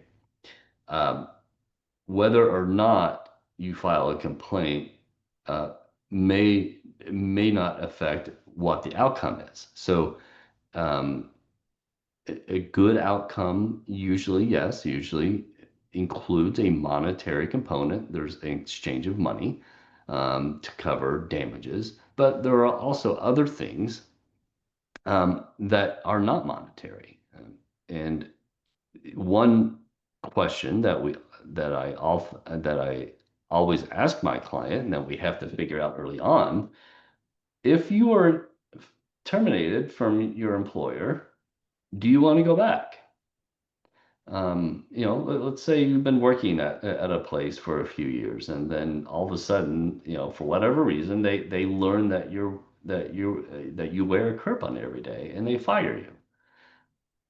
Well, one outcome to filing a charge of discrimination, filing a complaint, is that the employer will agree to rehire you. So let's say the employer says, fine, you've been out of work for 6 months. I will pay you for 6 months of lost wages, and you can come back to work. Well, now my client or the employee has an important decision to make, and that is, do they still want to work there? In most cases, the answer is no. I really don't want to work there anymore. They fired me once, and they fired me for my religious beliefs. Why would I want to work there? And that is an absolute legitimate response. There are some situations where going back to work at the employer is acceptable, and it's something that I would advise or support. I would say a decision to return, and that is, let's say that the issue really was a bad supervisor. This supervisor was just a big jerk. Okay. And let's say the employer either terminates that supervisor or disciplines or moves him or moves him or her somewhere else. They're no longer involved in the picture one way or the other. And the employer says, gosh, this shouldn't have happened. The supervisor was not acting in accord with the policy. We're happy to bring you back. And and then I would probably be okay with it as your legal representative, and it comes down to you. So if that's a good outcome, then great. The case can resolve that way.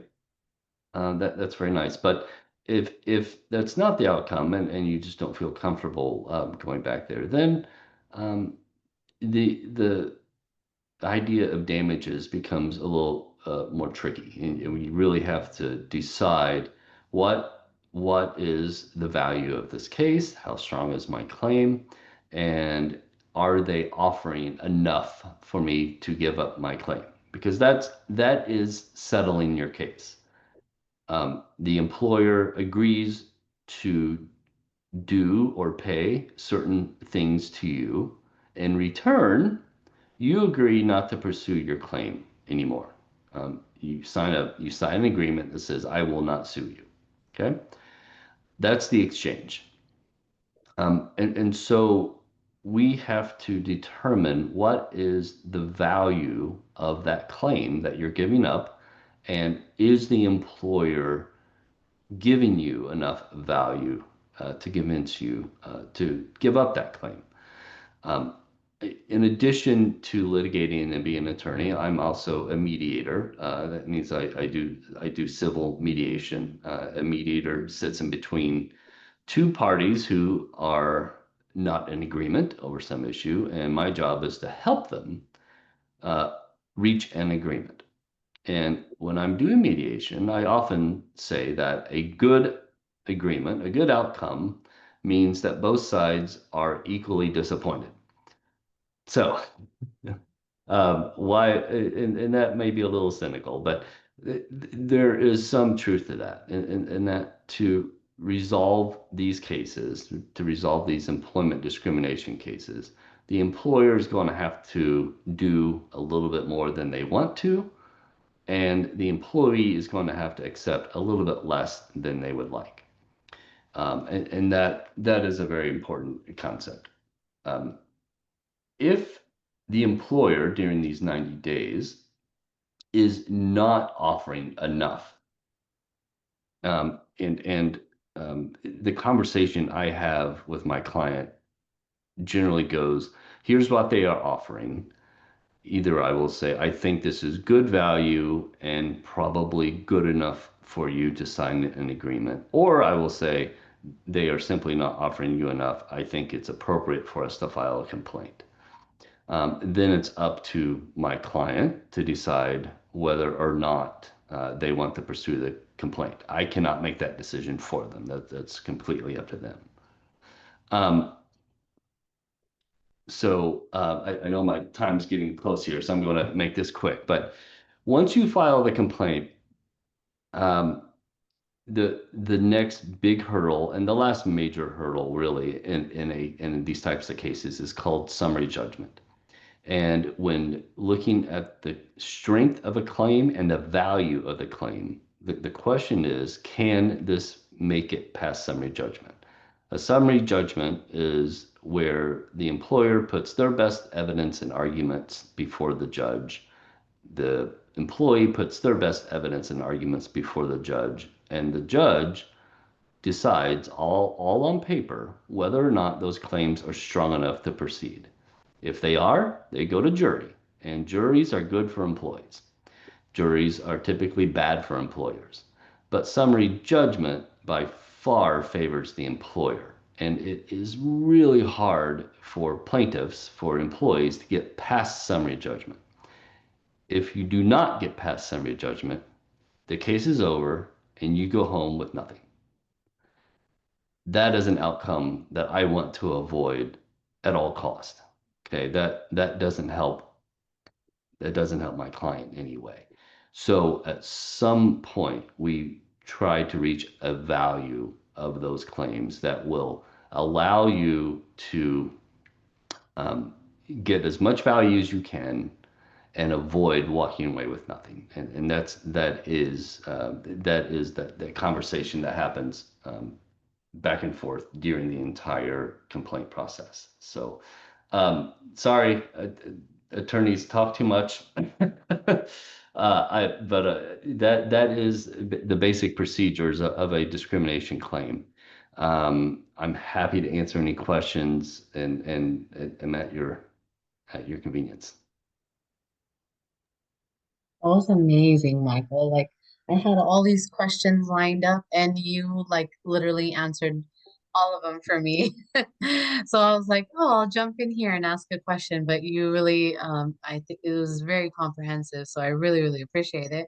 I would actually just love to open it up to the floor if I know our next speaker is here, but I still want to give an opportunity for people to ask any questions that they might have directed towards you just for a short time. We'll take a short break afterwards and then bring it up to our next speaker. So let's take a few minutes. We'll have a handful of questions for Michael. Go ahead, you guys.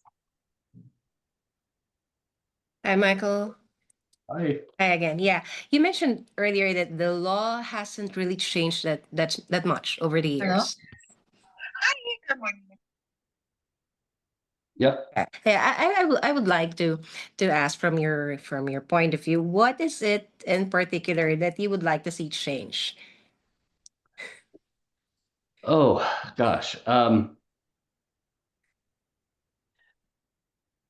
There's a legal construct that is based on shifting burdens. Okay, and basically the in order to show discrimination, the employee has to present enough evidence to make their primary case, to make their case of discrimination. Okay, so um, you discriminated against me. And then once they do that, the burden shifts to the employer to come up with a reason, any reason that is not discriminatory. Okay. So as long as they come up with any reason that's not discriminatory, and it can be whatever they make up. And trust me, employers and employer attorneys come up with some pretty creative stuff. Then the burden shifts back to the employee, and now they have to prove that they're lying. And it's actually really hard sometimes to prove that the employer is actually lying. The legal term is pretext, but really, if the employee is saying you discriminated against me because I practice Sikhism, and the employer says no, it wasn't that, it was performance. You're just a poor performing employee, and here's all the evidence that we have, and no one thinks that you're a poor performing employee, but you have to prove that they're lying about it. I think that construct is really does put too much on the employee, and I think there's better ways of getting at that. Some courts, including the Seventh Circuit, have explored other ways, but more generally just looking at the evidence and evaluating whether or not uh, the judge or the jury thinks discrimination took place, and not having to go through this burden shifting process. I think that's a good change. Um, I think the Supreme Court has they for religious cases, they treat religion differently than all other discrimination cases, and sometimes to religion's detriment. I think. I certainly think there's some things that can be improved on there, but as I said, it is a slow process. Occasionally we'll get a Supreme Court opinion that changes everything, or Congress will pass something that will change everything. But the last major civil rights law when it comes to employment was when the last big one really was in 1991 when they passed the Americans with Disabilities Act. Before then, it was 1964. So these things come very slowly. But if I were to change one legal construct, at least, it would be this burden shifting process that we have to go through. Thank you so much. Anybody else have any quick questions? Anything they want to add? Anybody? Great. Well, I appreciate your time, Michael. Thank you so much. Very informative, and grateful for your services. And thank you so much for your time and being a part of today's summit. Thank you so much. Thank you very much. It is a pleasure being a part, and it's challenging sometimes doing these video feeds because we don't get feedback as much from the audience. But I hope you enjoyed, and I think the speakers will be available at least for answering questions. I'm certainly happy to do that Yeah. if that's appropriate.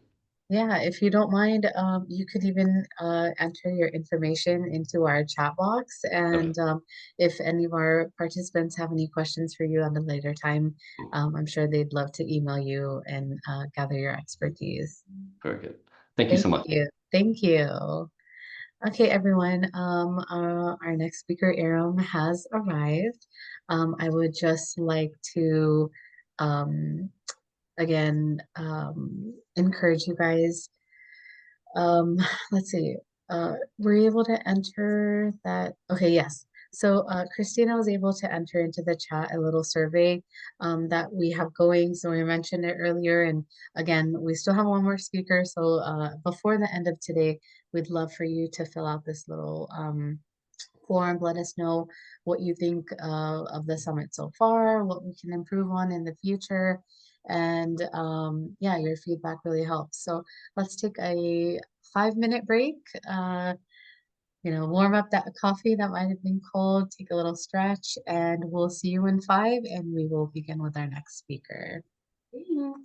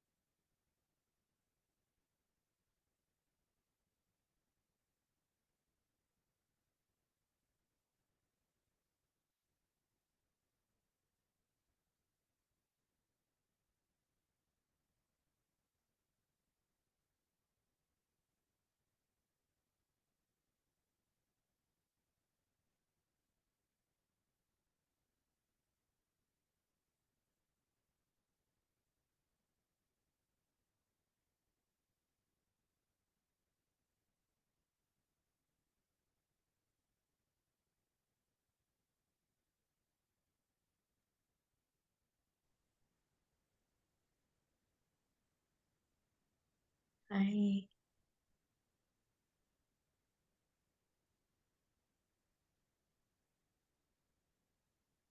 Let me just address Amrit really quickly. Yes, there was a break in between.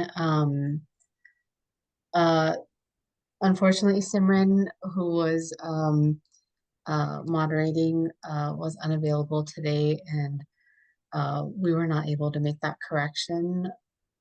Big time apologies for not notifying everyone that the schedule had changed. We were able to keep it a continuous pace with inviting our next guest. So yeah, apologies for that confusion, but thank you so much, Iram, for coming. We'll give a minute just for everyone to start trickling back. Um,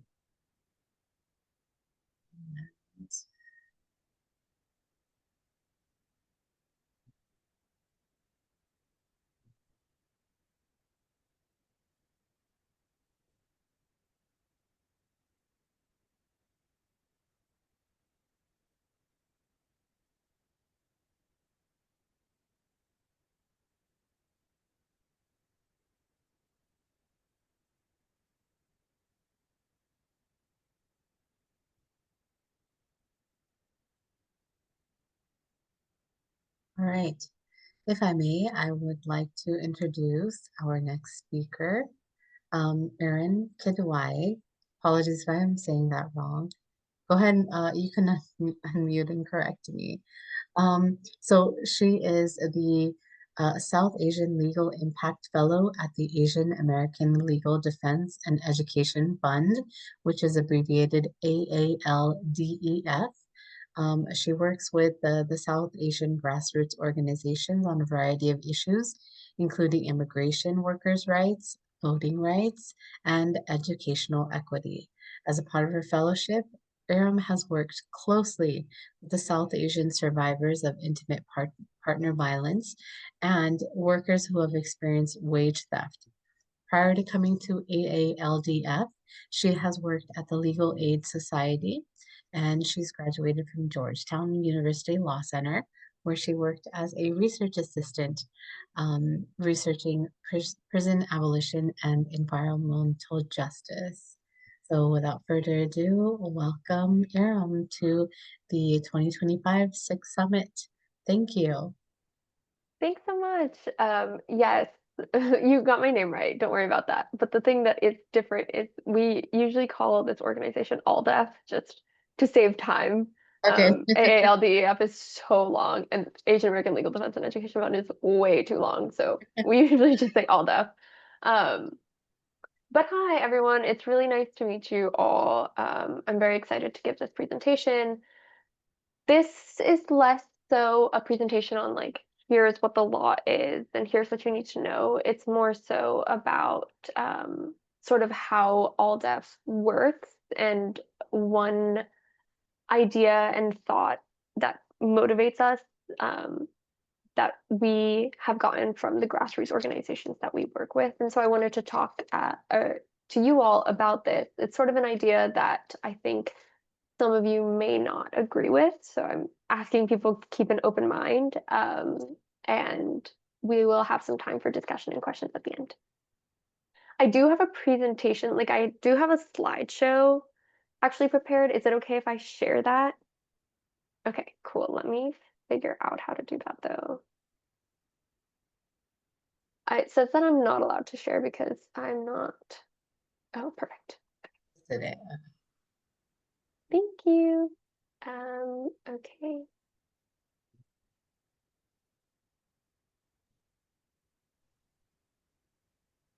Are you able to see it? Yes. Okay, fantastic.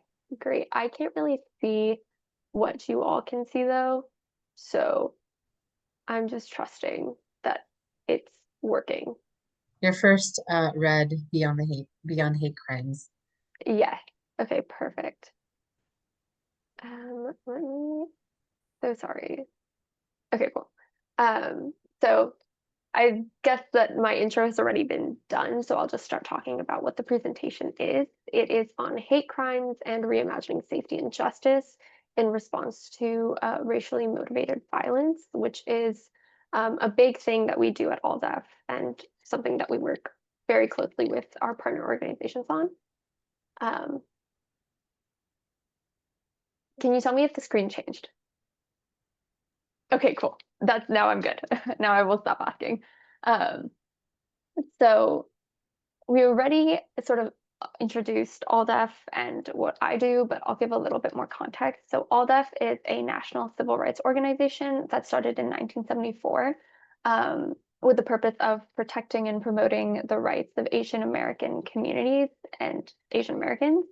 We are a movement lawyering organization, so we really just like follow the lead of grassroots community organizers.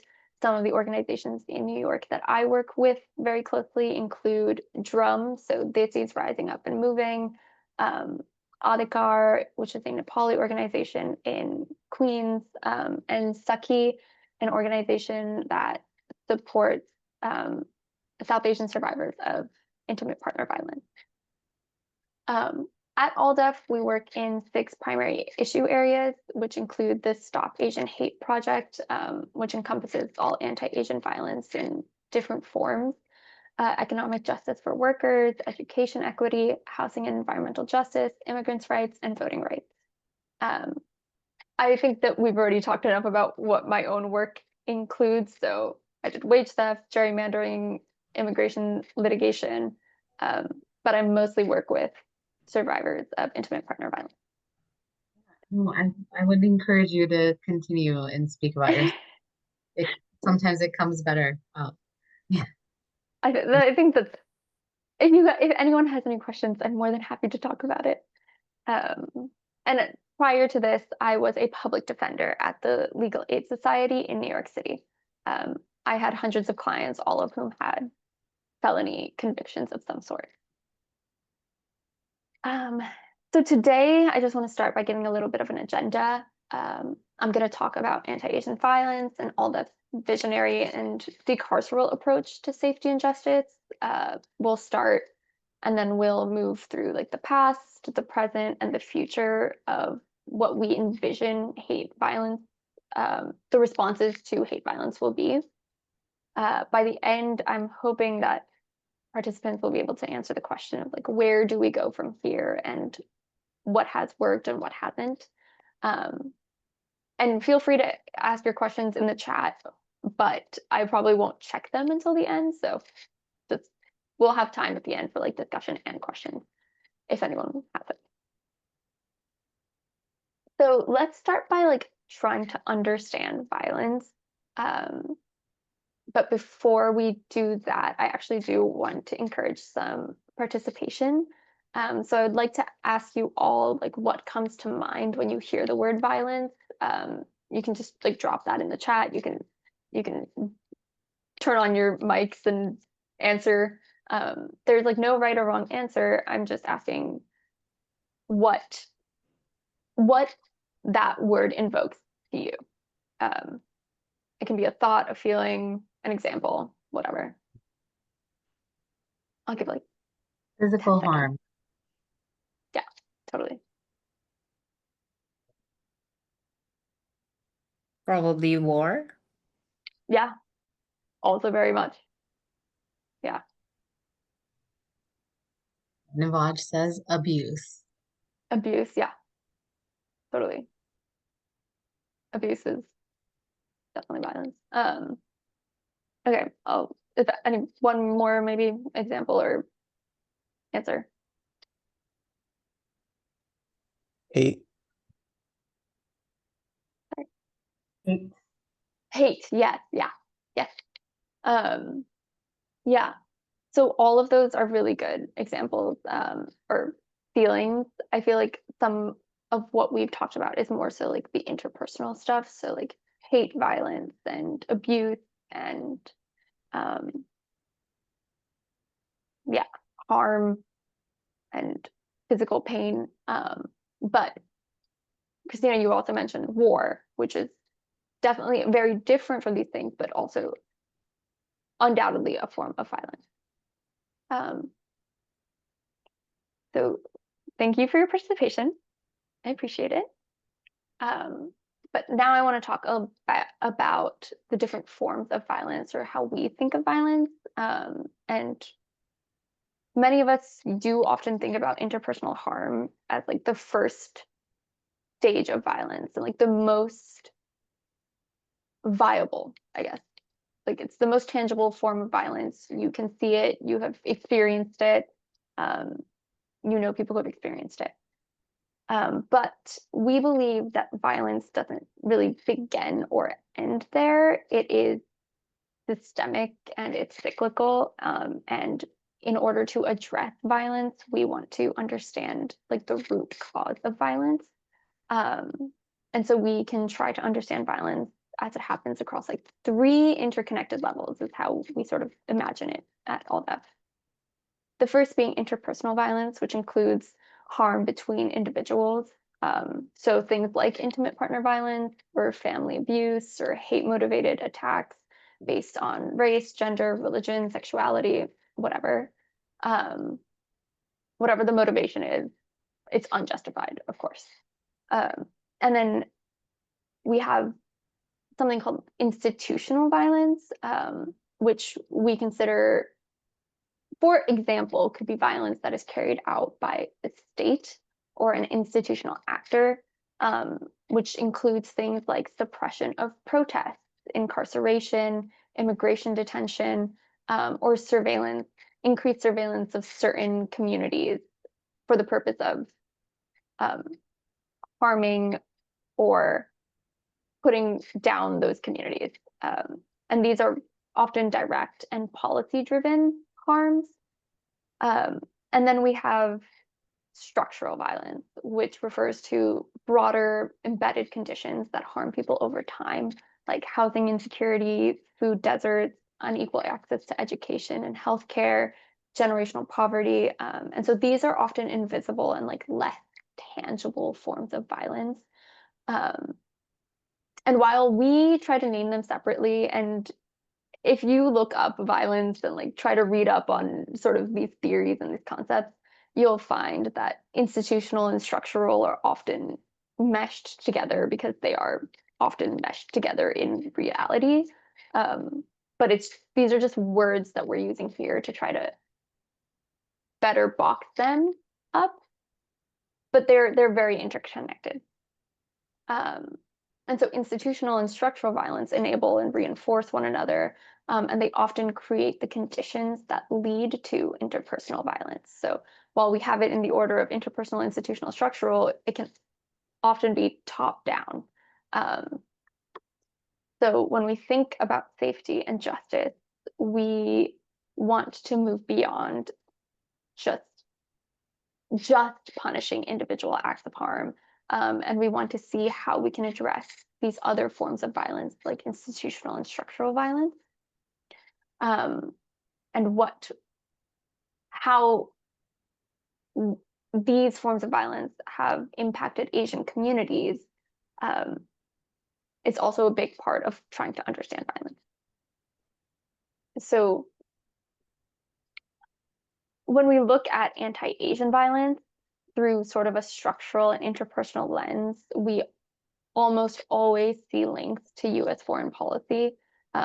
So Christina, I'm really glad that you brought up war, because it is it's not only a form of violence in what it is, but also what it does to communities that are not even actively engaged in that war. So when the US government considers an Asian country to be an enemy, or to be a certain people from a certain country to be an enemy, so do, like, unfortunately, people within the country. And so institutional violence, war, and conflict ends up becoming the gateway to interpersonal violence. A prime example of this, I'm going to say, includes the Japanese internment in 1942 under FDR.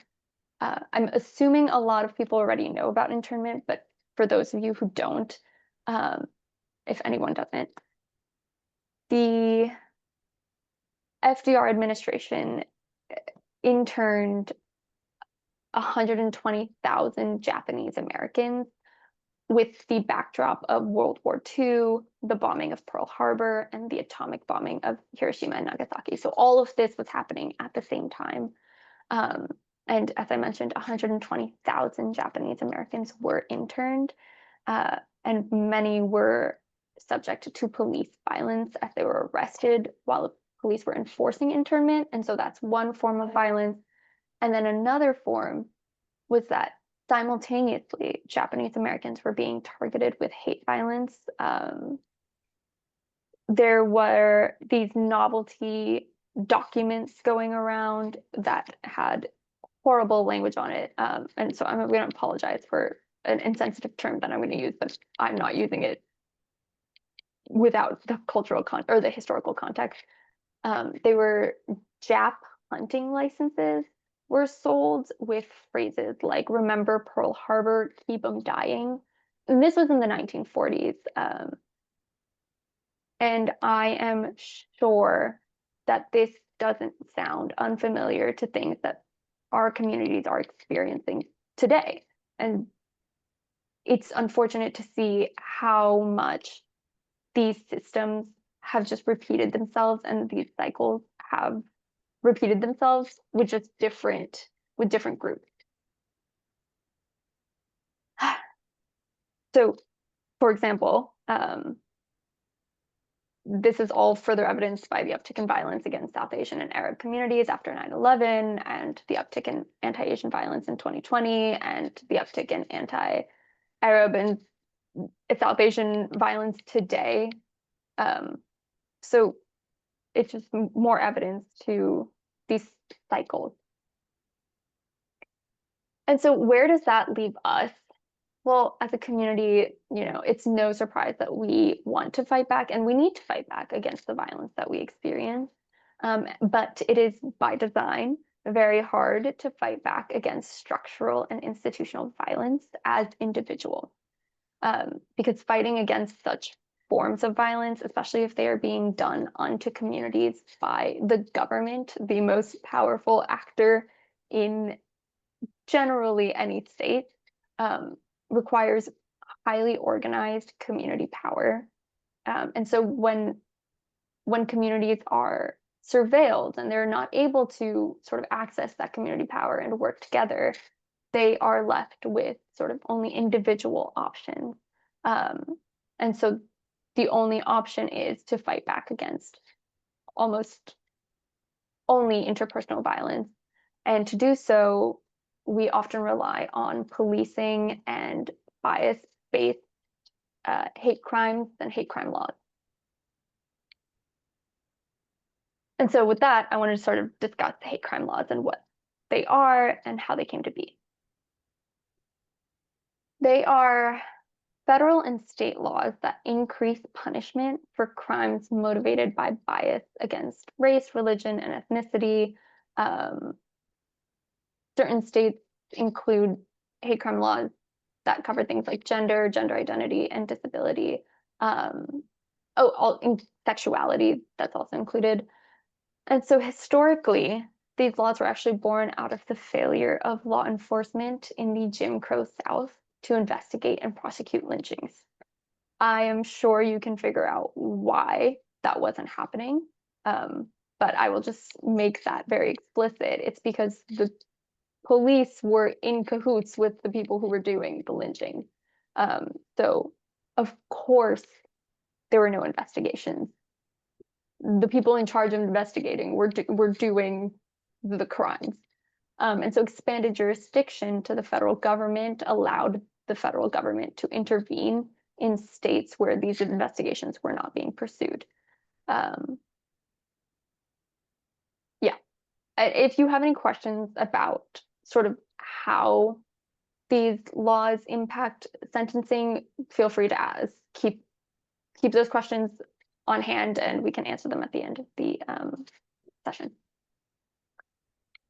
And to sort of explain how hate crime laws came to be in more northern states, I want to help by providing an example, and this is actually some work that ALDEF did.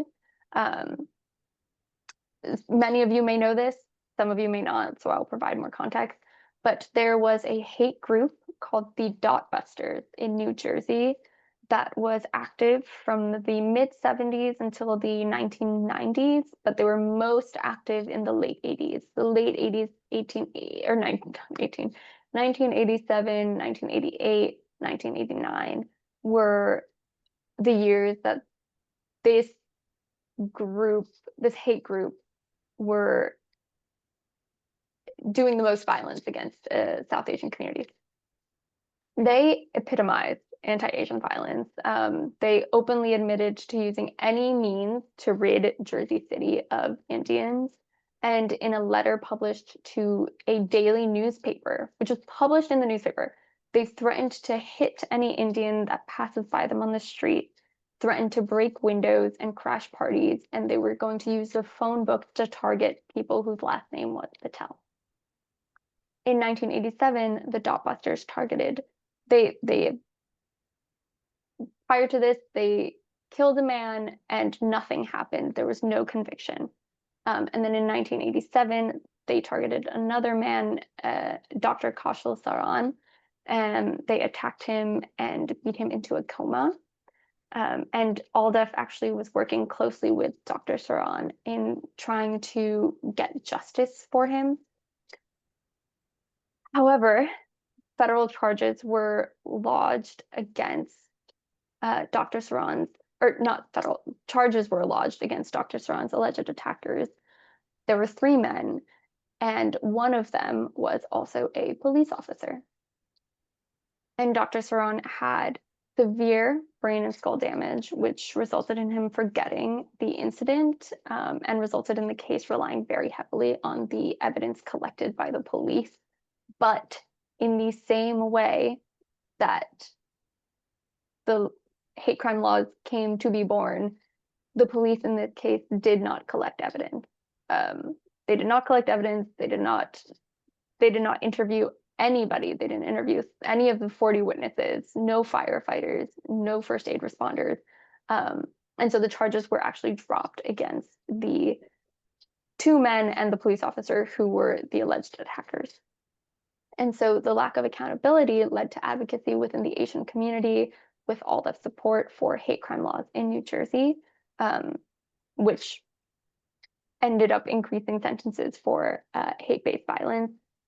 But there was sort of a contradiction, which I'm sure you can navigate yourself, that law was actually then used to empower police to respond to hate crimes, while simultaneously they were involved in the crime themselves. Police officers were involved in the crime themselves. And that was a part of why there was a lack of accountability. And while we think about the sort of birth of hate crime laws in New Jersey, in places like New York, which is where I am, there are some other cases against institutional police violence against our communities that ALDEF also worked on. So in 1994, we won a settlement for a Chinese American teenager who was beaten by the NYPD. In 1996, we sued the NYPD for assaulting a Pakistani taxi driver. Post 9/11, we represented South Asian and Muslim victims of hate violence and of increased surveillance, and advocated against surveillance. And so while our communities fought for these protections and sort of relied on expanding hate crime laws, we were also challenging the same institutions that were being empowered to enforce them, like the police.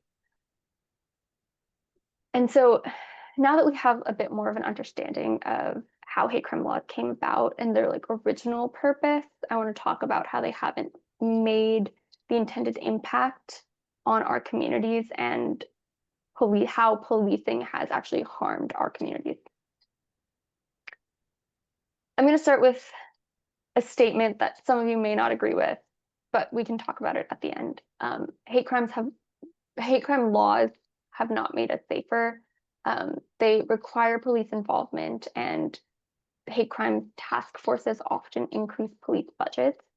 But police have been historically part of the problem when it comes to both enforcement and also doing the actual crime or the hate violence, such as in Dr. Saran's case, and more broadly, enforcement of these laws, like most laws, disproportionately targets Black individuals and Latino individuals.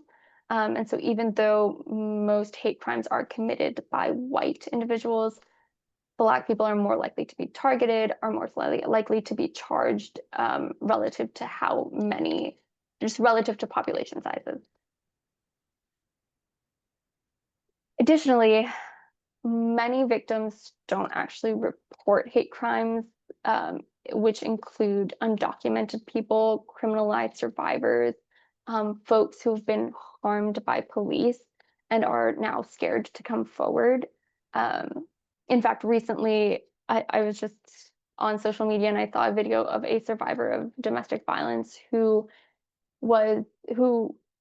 intimate partner violence who called the police and was subsequently arrested as a mistake and is now actually going through deportation proceedings because of her false arrest when she was the one who called the police for help. Another thing, yeah.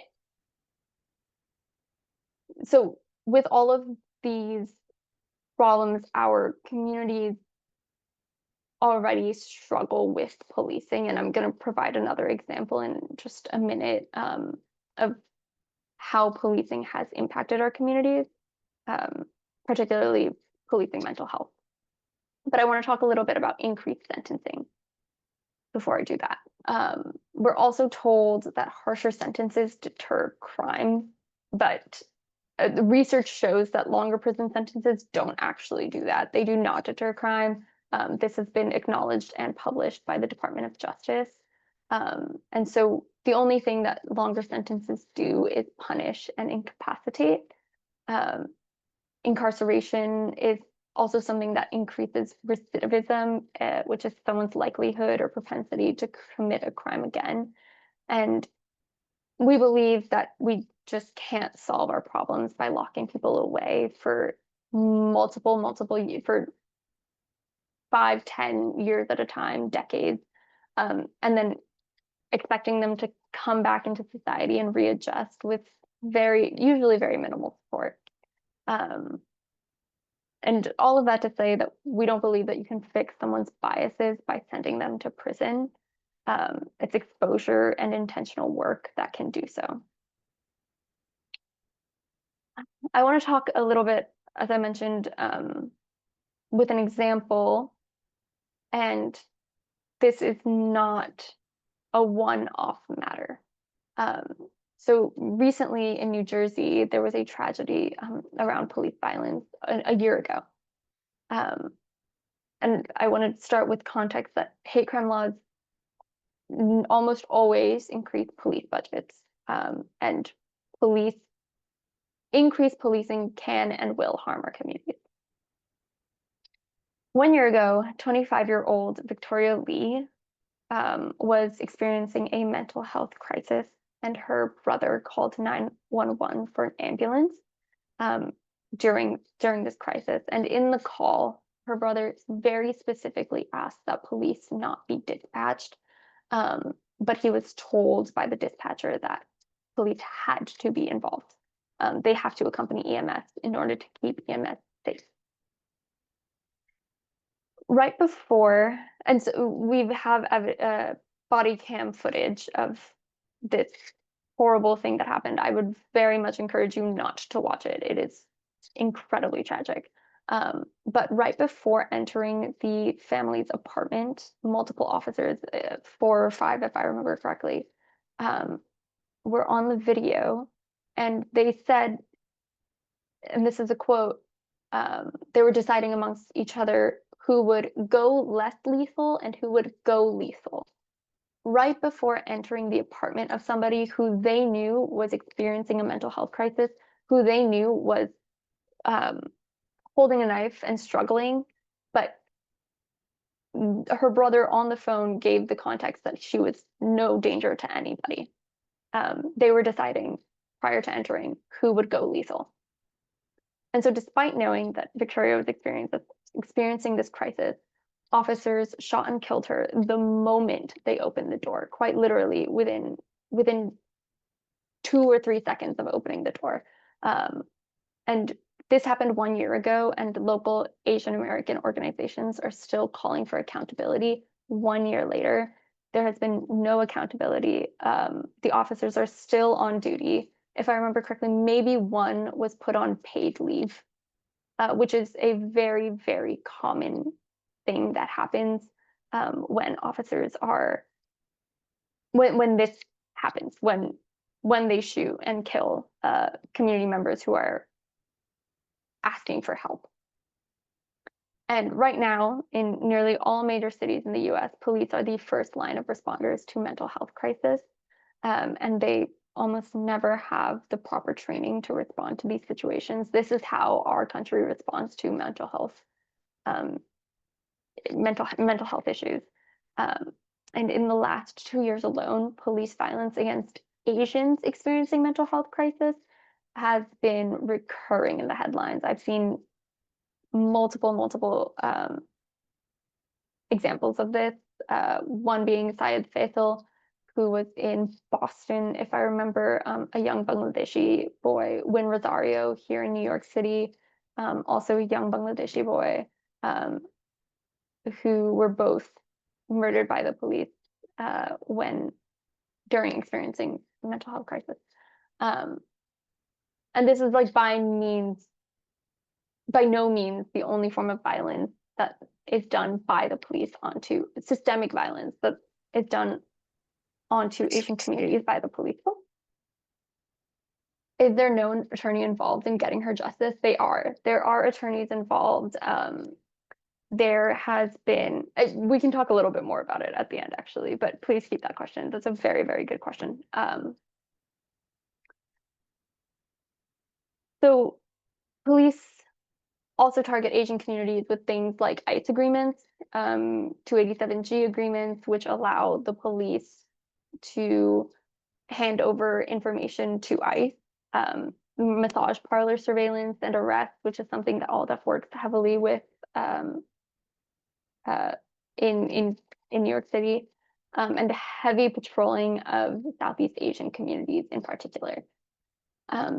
And so we believe that we have to stop reacting and start addressing the root causes of some of the violence that is done not only interpersonally, but also police violence.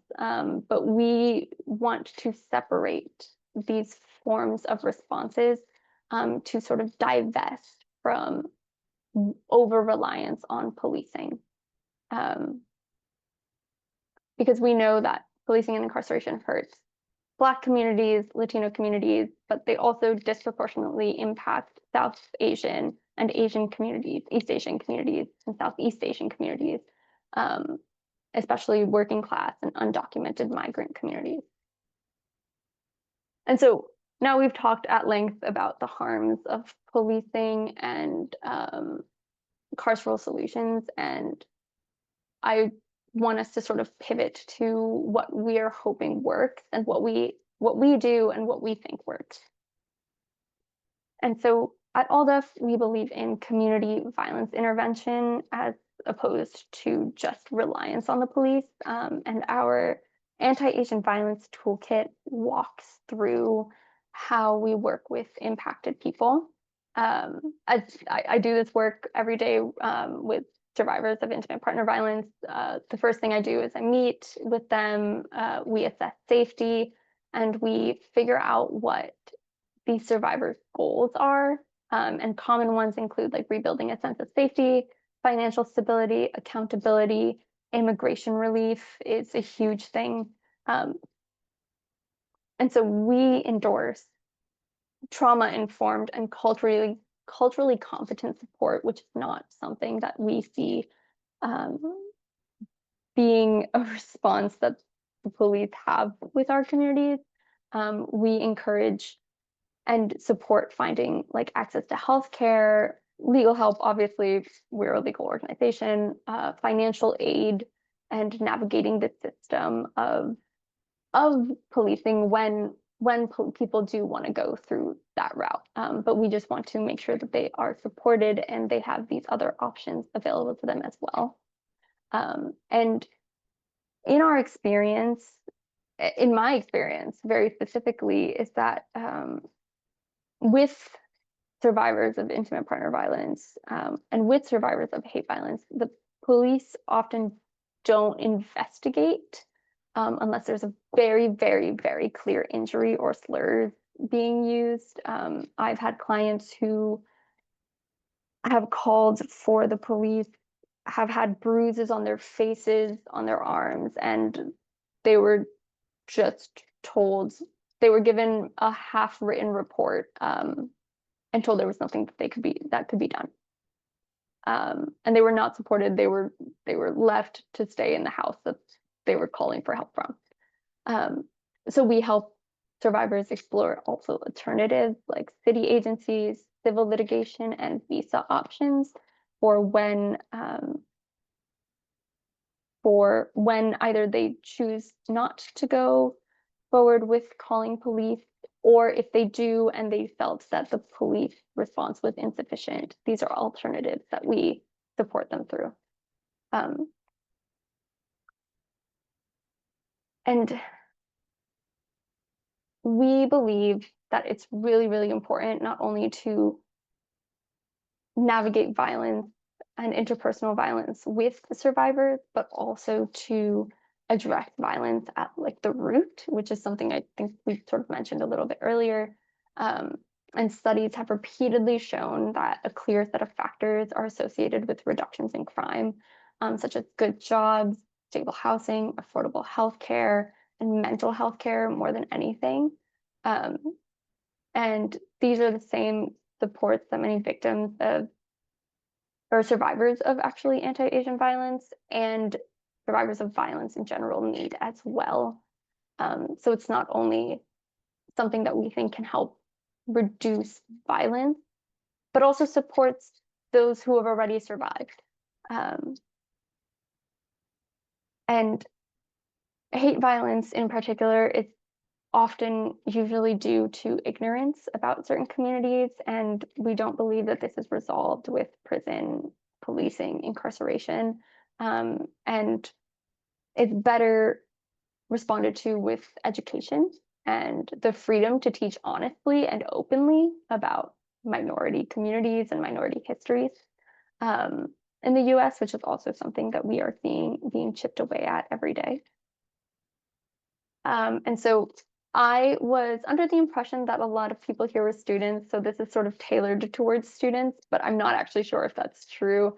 But whatever your role is and however you consider yourself, we believe that all people have power, especially when they work together with their community. And so we want to say that like you have that power and you can push for change, especially when you are organized. And so here's just some things that we really encourage community organizers to look for, or people who are looking to get involved, is to advocate for non-carceral options,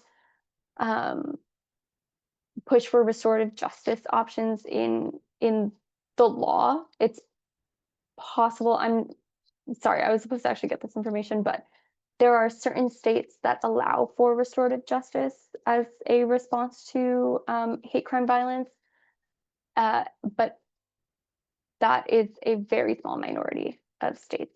And so one thing that people can do is advocate for that and speak with their local elected officials, or not their local, their state elected officials, to advocate for those kinds of policies. And here are just sort of ways that we think that people should be involved. Ask the question of who created the policy and who would it impact, how does it impact disabled communities, queer communities, immigrant communities, and low English proficient community, as those are the people that we think should be at the front lines of responding to violence, given their, and always ask the questions are organizers and directly impacted folks leading. And so here I wanted to close out with a really, really beautiful example of restorative justice in action. So in 2013, a Sikh man was actually assaulted and his attacker was prosecuted for a hate crime. And the Sikh Coalition actually asked the court to sentence this man to community service with them as an organization in lieu of incarceration, which is an option, like I mentioned, that's only available in very limited states for hate crime prosecutions. I think it's only no, actually, I'm not going to make that up. And over 4 months, he wrote this post saying that he learned about hate crimes, discrimination, Sikh history, and he became sort of a member of the community and part of the community. He was, at the time when he committed the crime, he was an alcoholic, he was unemployed, and he was really struggling despite having like a high education background. And through his volunteering and ability to understand himself and the community, he was able to get sober, he was able to find a job, and he continued to volunteer even after the 4 months was over, which was the length of the community service. He wrote this really moving piece on the website, and he described restorative justice as inspiring him to better himself and giving him a chance to turn his regretful actions into another voice advocating for change, which is by no means the outcome that you often get when you send somebody to prison. And so in summary, here are just some of the talking points that we've covered. Is that like violence is structural, it's not individual, it's not only individual harm, it is absolutely individual harm, but it's not limited to that. And real solutions to violence of all forms also have to address the systems that produce that violence. We believe that hate crime laws have not necessarily made our communities safer, especially given the heavy reliance on policing to enforce them and policing in general to respond to the needs of our communities. Safety is a very broad term, but it really includes and requires investment in housing, healthcare, education, and care. And, you know, we can come together and use community power to build something better, and find alternatives to these options that we often feel so siloed into. Okay. And so that is the end of this presentation. Sorry, it was a bit long, but now we have some time for questions and answers and any discussion. And I would really encourage you all to discuss if you have anything that you'd like to talk about, because this is not a dictatorship. You're welcome to have opinions, and I would love to hear them. Someone put it in the chat, has ICE targeted Gurdwaras along with vulnerable immigrants? Would you be able to speak with that?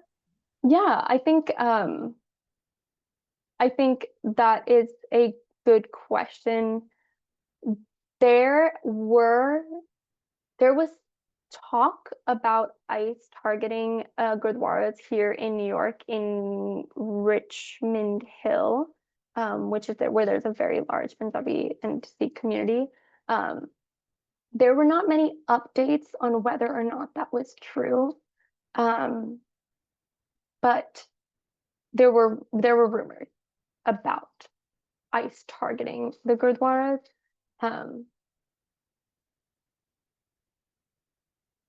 But I can't say that like that is exactly. We don't have a whole lot of like data or numbers on who they're targeting or what, especially religious places. They keep that as on the down low as possible for a reason. I think just the rumors themselves, though, is what spreads like wildfire, and it creates a lot of fear, and unfortunately, especially like undocumented people, it becomes really scary, and yeah, it's unfortunate, but um, yeah, Amrit, did you want to add anything to your comments?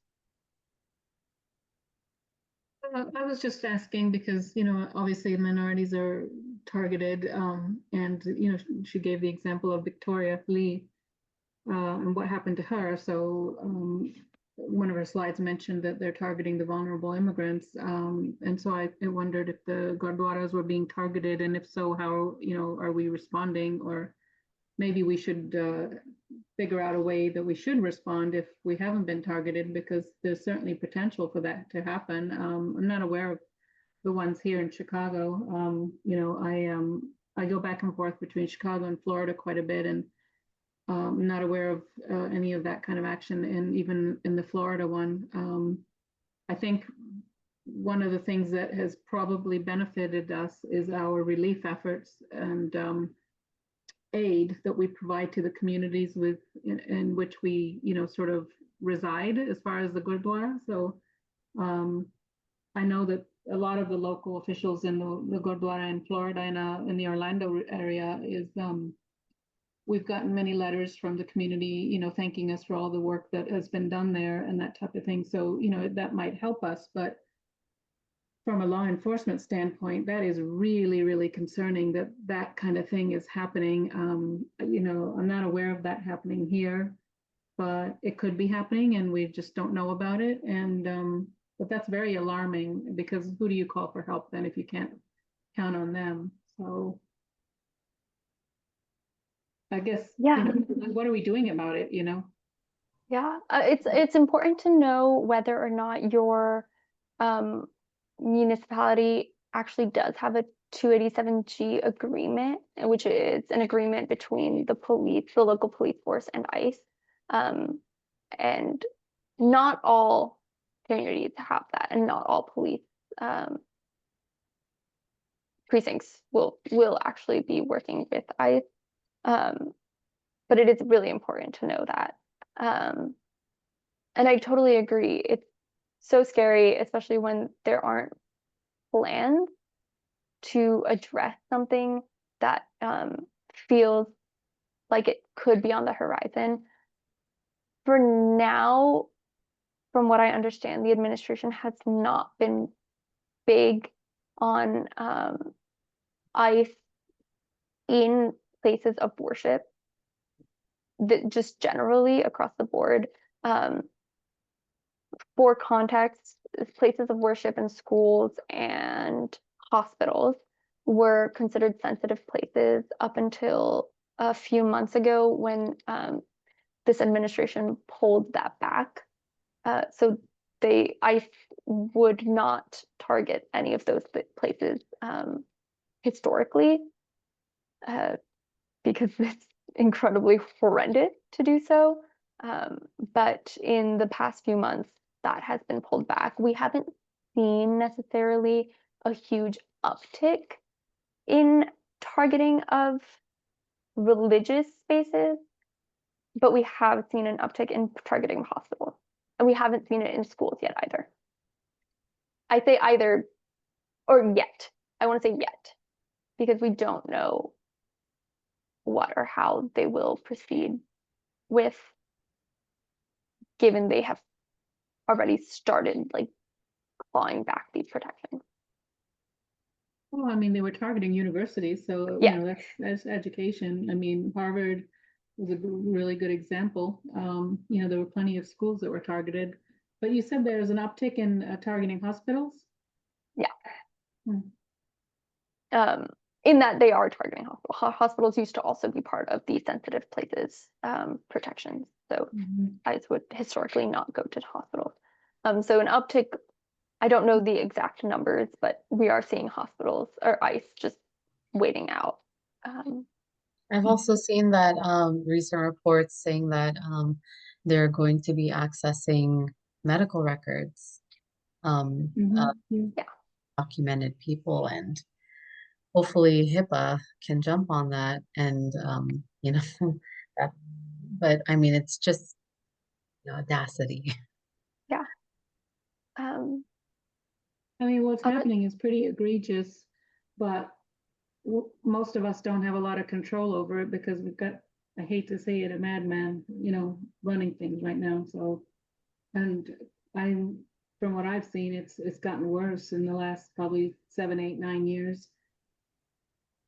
Hate and intolerance was always there, but it seemed like it was quite sort of at bay. And Sikhs have faced, Sikhs and Muslims, you know, have faced it quite a bit over the years, but they were more isolated incidents. But it seems like it's just gotten really, really bad now, and you literally feel like you have to look over your shoulder all the time, and it's sad because, you know, most people who immigrated here came, you know, for the opportunities and, you know, the fact that it was a more open environment and that type of thing, and it's turning out to be the complete opposite. I mean, I can tell you, we left England when we did because the discrimination over there was horrendous back in the 70s and 80s.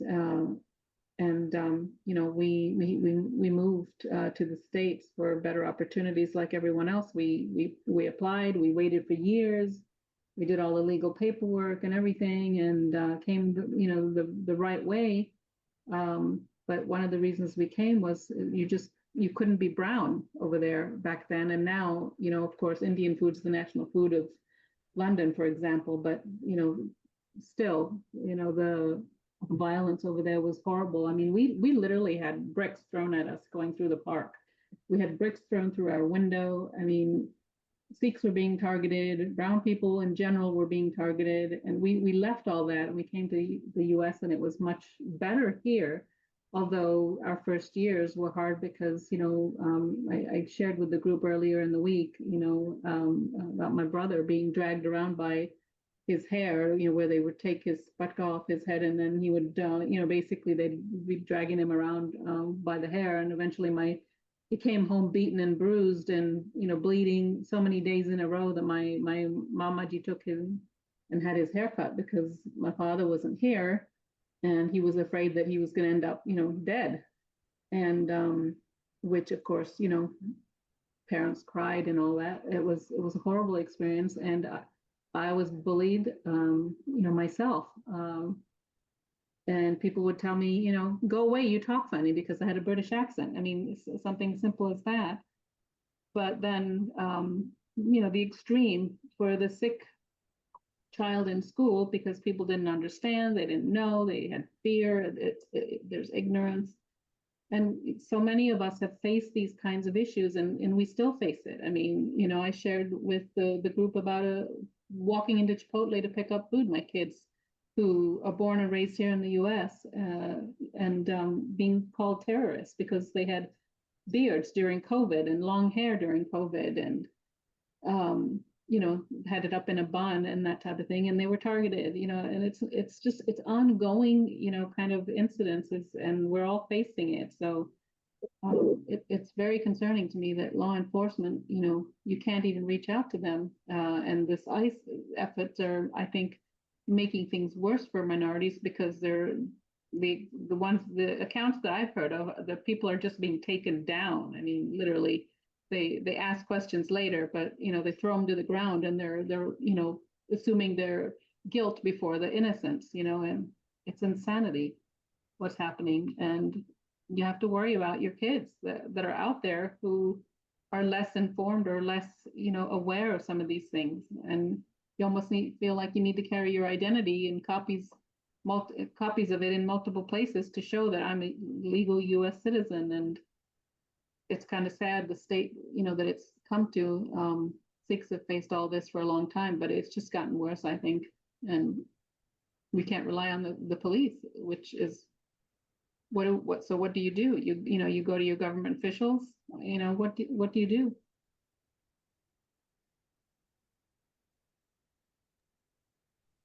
Thank you so much, Amrit, for those thoughts. Does anyone have any other questions or comments that you guys wanted to bring up? Yeah, maybe just this is a follow-up to what Rach said, because I do agree when with Arum when she said that over reliance with the police system will really not help cure this the grassroots problems. But we have to admit though that um police investigations, this is part of the judiciary, the judicial system. And although we do know from the civil rights movements, from civil rights advocates, we do know what we are to do. However, to realize this, not that we become not over dependent with police systems, how much time do you think do we need to realize this? I mean, wish I wish I could answer that. I something that I do want to make clear is that like you can go to the police, and if that is an individual decision that you feel is the only way to get justice, you should do that if that is what makes you feel safer. Um, at no point do I want to make it seem like we're discouraging that as a concept, but more so encouraging sort of other various forms of responses as well. That being said, there are days where I say it's on the horizon, and there are days where I say it's going to take the entirety of my lifetime and another and my children. Like, it's unfortunate, but the way sometimes we see things fluctuate make it very difficult to sort of gauge where we are as a country when it comes to how we rely and our relationships with policing and incarceration. Yeah, that's not a great answer. It's not a real answer. It's a very lawyer answer. But that is sort of what I have. I think you'd be very surprised though, sometimes when you're talking to people, you'd be very surprised hearing how much people want alternatives, but we don't have them. It requires a lot of work by community organizers and community organizations. We appreciate the work that you are doing and the education that you're providing to everyone. I would ask you if you wouldn't mind entering your contact details into the chat. Oh my So gosh. if anyone would like to connect with Aaron, that would be wonderful. If there aren't any other comments, I wanted to thank all of our attendees today, participants. Thank you so much. Again, if you scroll up in the chat, there is a little survey. So I would encourage you guys to, fill that little form out. Let us know how you're feeling about the summit, what you would like to learn, what your favorite parts have been so far, and any feedback and suggestions. We really appreciate it. And tomorrow we will be closing out the summit. It's our last day. It's been a wonderful summit so far. 2 p.m. is our closing remarks by our CEO and founder. And then we have Kamalji Singh, who will be guiding us with Gurbani on how we can, forge further and look for inspiration from Gurbani. So look forward to that. And again, one more thing is, if you haven't heard already, we're giving a $50 gift card to any participant who creates some social media buzz videos. Again, if you scroll up in the chat, that link should be there too, or just upload your social media and tag us to send it to UNITEDSIKHS, and we can't wait to see what you guys come up with. It's really exciting. So thank you, Aram, once again, and thank you everyone for participating, and we'll see you tomorrow at 2 p.m. Eastern. Oh yeah. Yeah, Sorry, sorry. I wanted to say something really quick. It was like a comment because I didn't get to say it earlier. So it's for Aaron. So I just had a question. First I wanted to say that was a really good presentation. Thank you. It was comprehensive and I learned a lot. And the second thing was so where I'm from, there's like a lot of racial discrimination. And like the KKK used to be evident and still is. So how can you prepare your places of worship and religion against like active racism? No, that is an excellent question. I think that very much depends on sort of the community, and who is most involved in that community. I would say it's important to know whether or not are people undocumented, are most of your community members, are they low income, what relationships do they have already with policing? Are they vulnerable? Or is sort of the only threat to this community this horrible, horrible actor, the KKK? And depending on sort of those answers, we would always encourage having like a safety plan for each individual member, and for gatherings. And we have some resources on our website around creating safety plans. If you want to check that out, that could be helpful. I don't know exactly where that is, but I will share just our toolkit here. First of all, sorry, I'm so sorry that like your community even has to deal with that. Oh yeah, it's no biggie really. It's because like, oh no, it's not because the KKK used to be really evident. Like there used like I'm from like I said yesterday too. I'm from Spokane, and then next to Spokane Oh is yeah, a place called Rathdrum, Idaho. yeah. So it was in Rathdrum, and that's like a more like smaller rural town. And then there used to be Mhm. flyers and stuff there. And then it's not mainly Punjabis being targeted like it sometimes is.